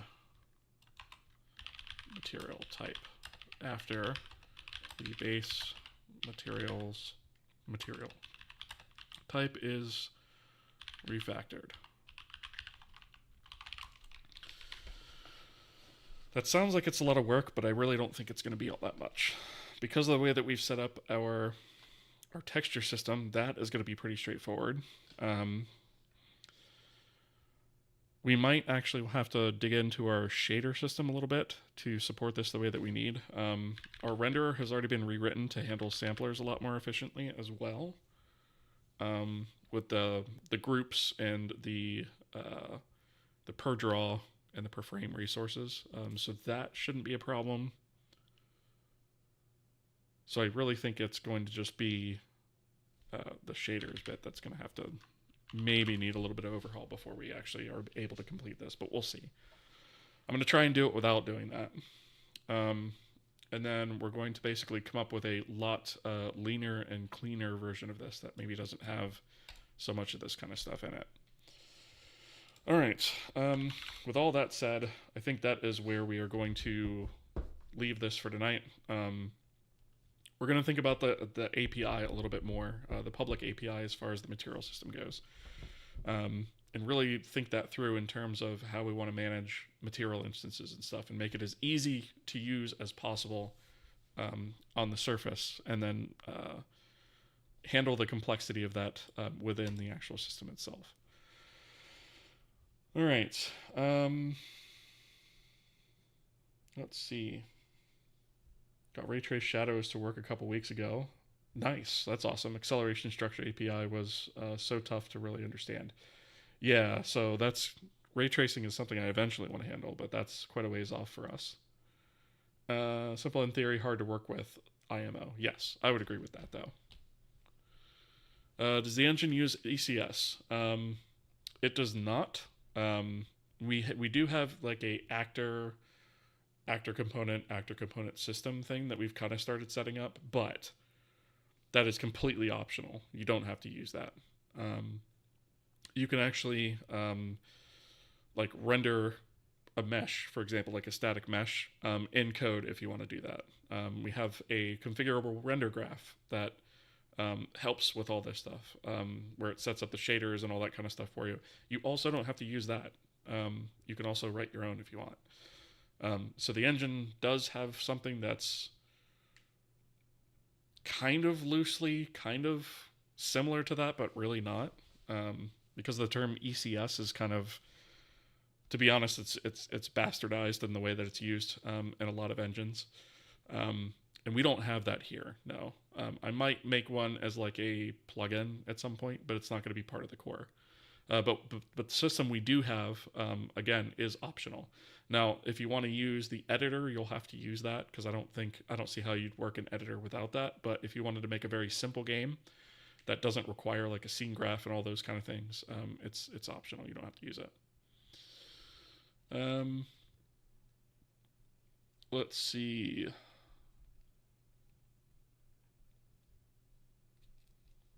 H. Mendoza, how's it going? Good to see you as well. All right. So this is actually where we're going to leave this for tonight. I don't think I'm going to upload what I have, because I'm not really done with it yet. So I'm not going to upload this to GitHub just yet. I'll probably do that once I complete my thoughts here offline. And we'll pick this up on the next stream. Let me find somebody to raid. Hopefully that's somewhat similar to what we're doing, but we'll see what we can find. Sometimes it's a little bit difficult to find this time at night.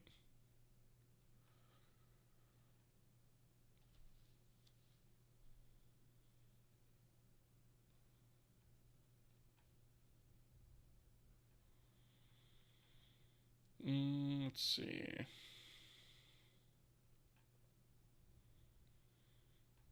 I don't know if there's any other like C or C++ programming going on right now.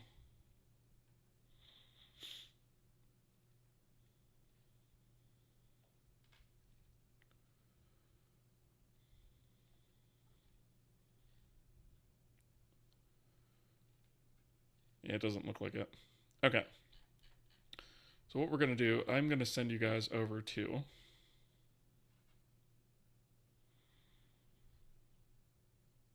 I'm going to send you guys over to Hypnotic Games. He's a relatively new developer here on Twitch, and I like to try and support newer devs.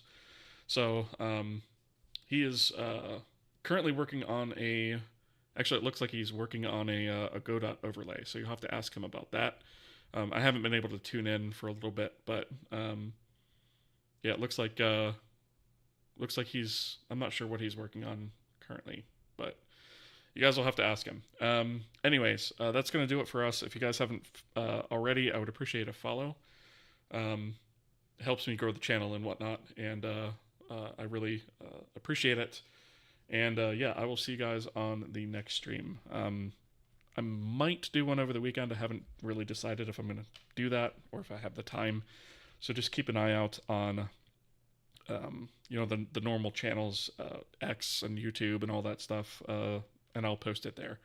Anyways, I'll see you guys later. Have a good one.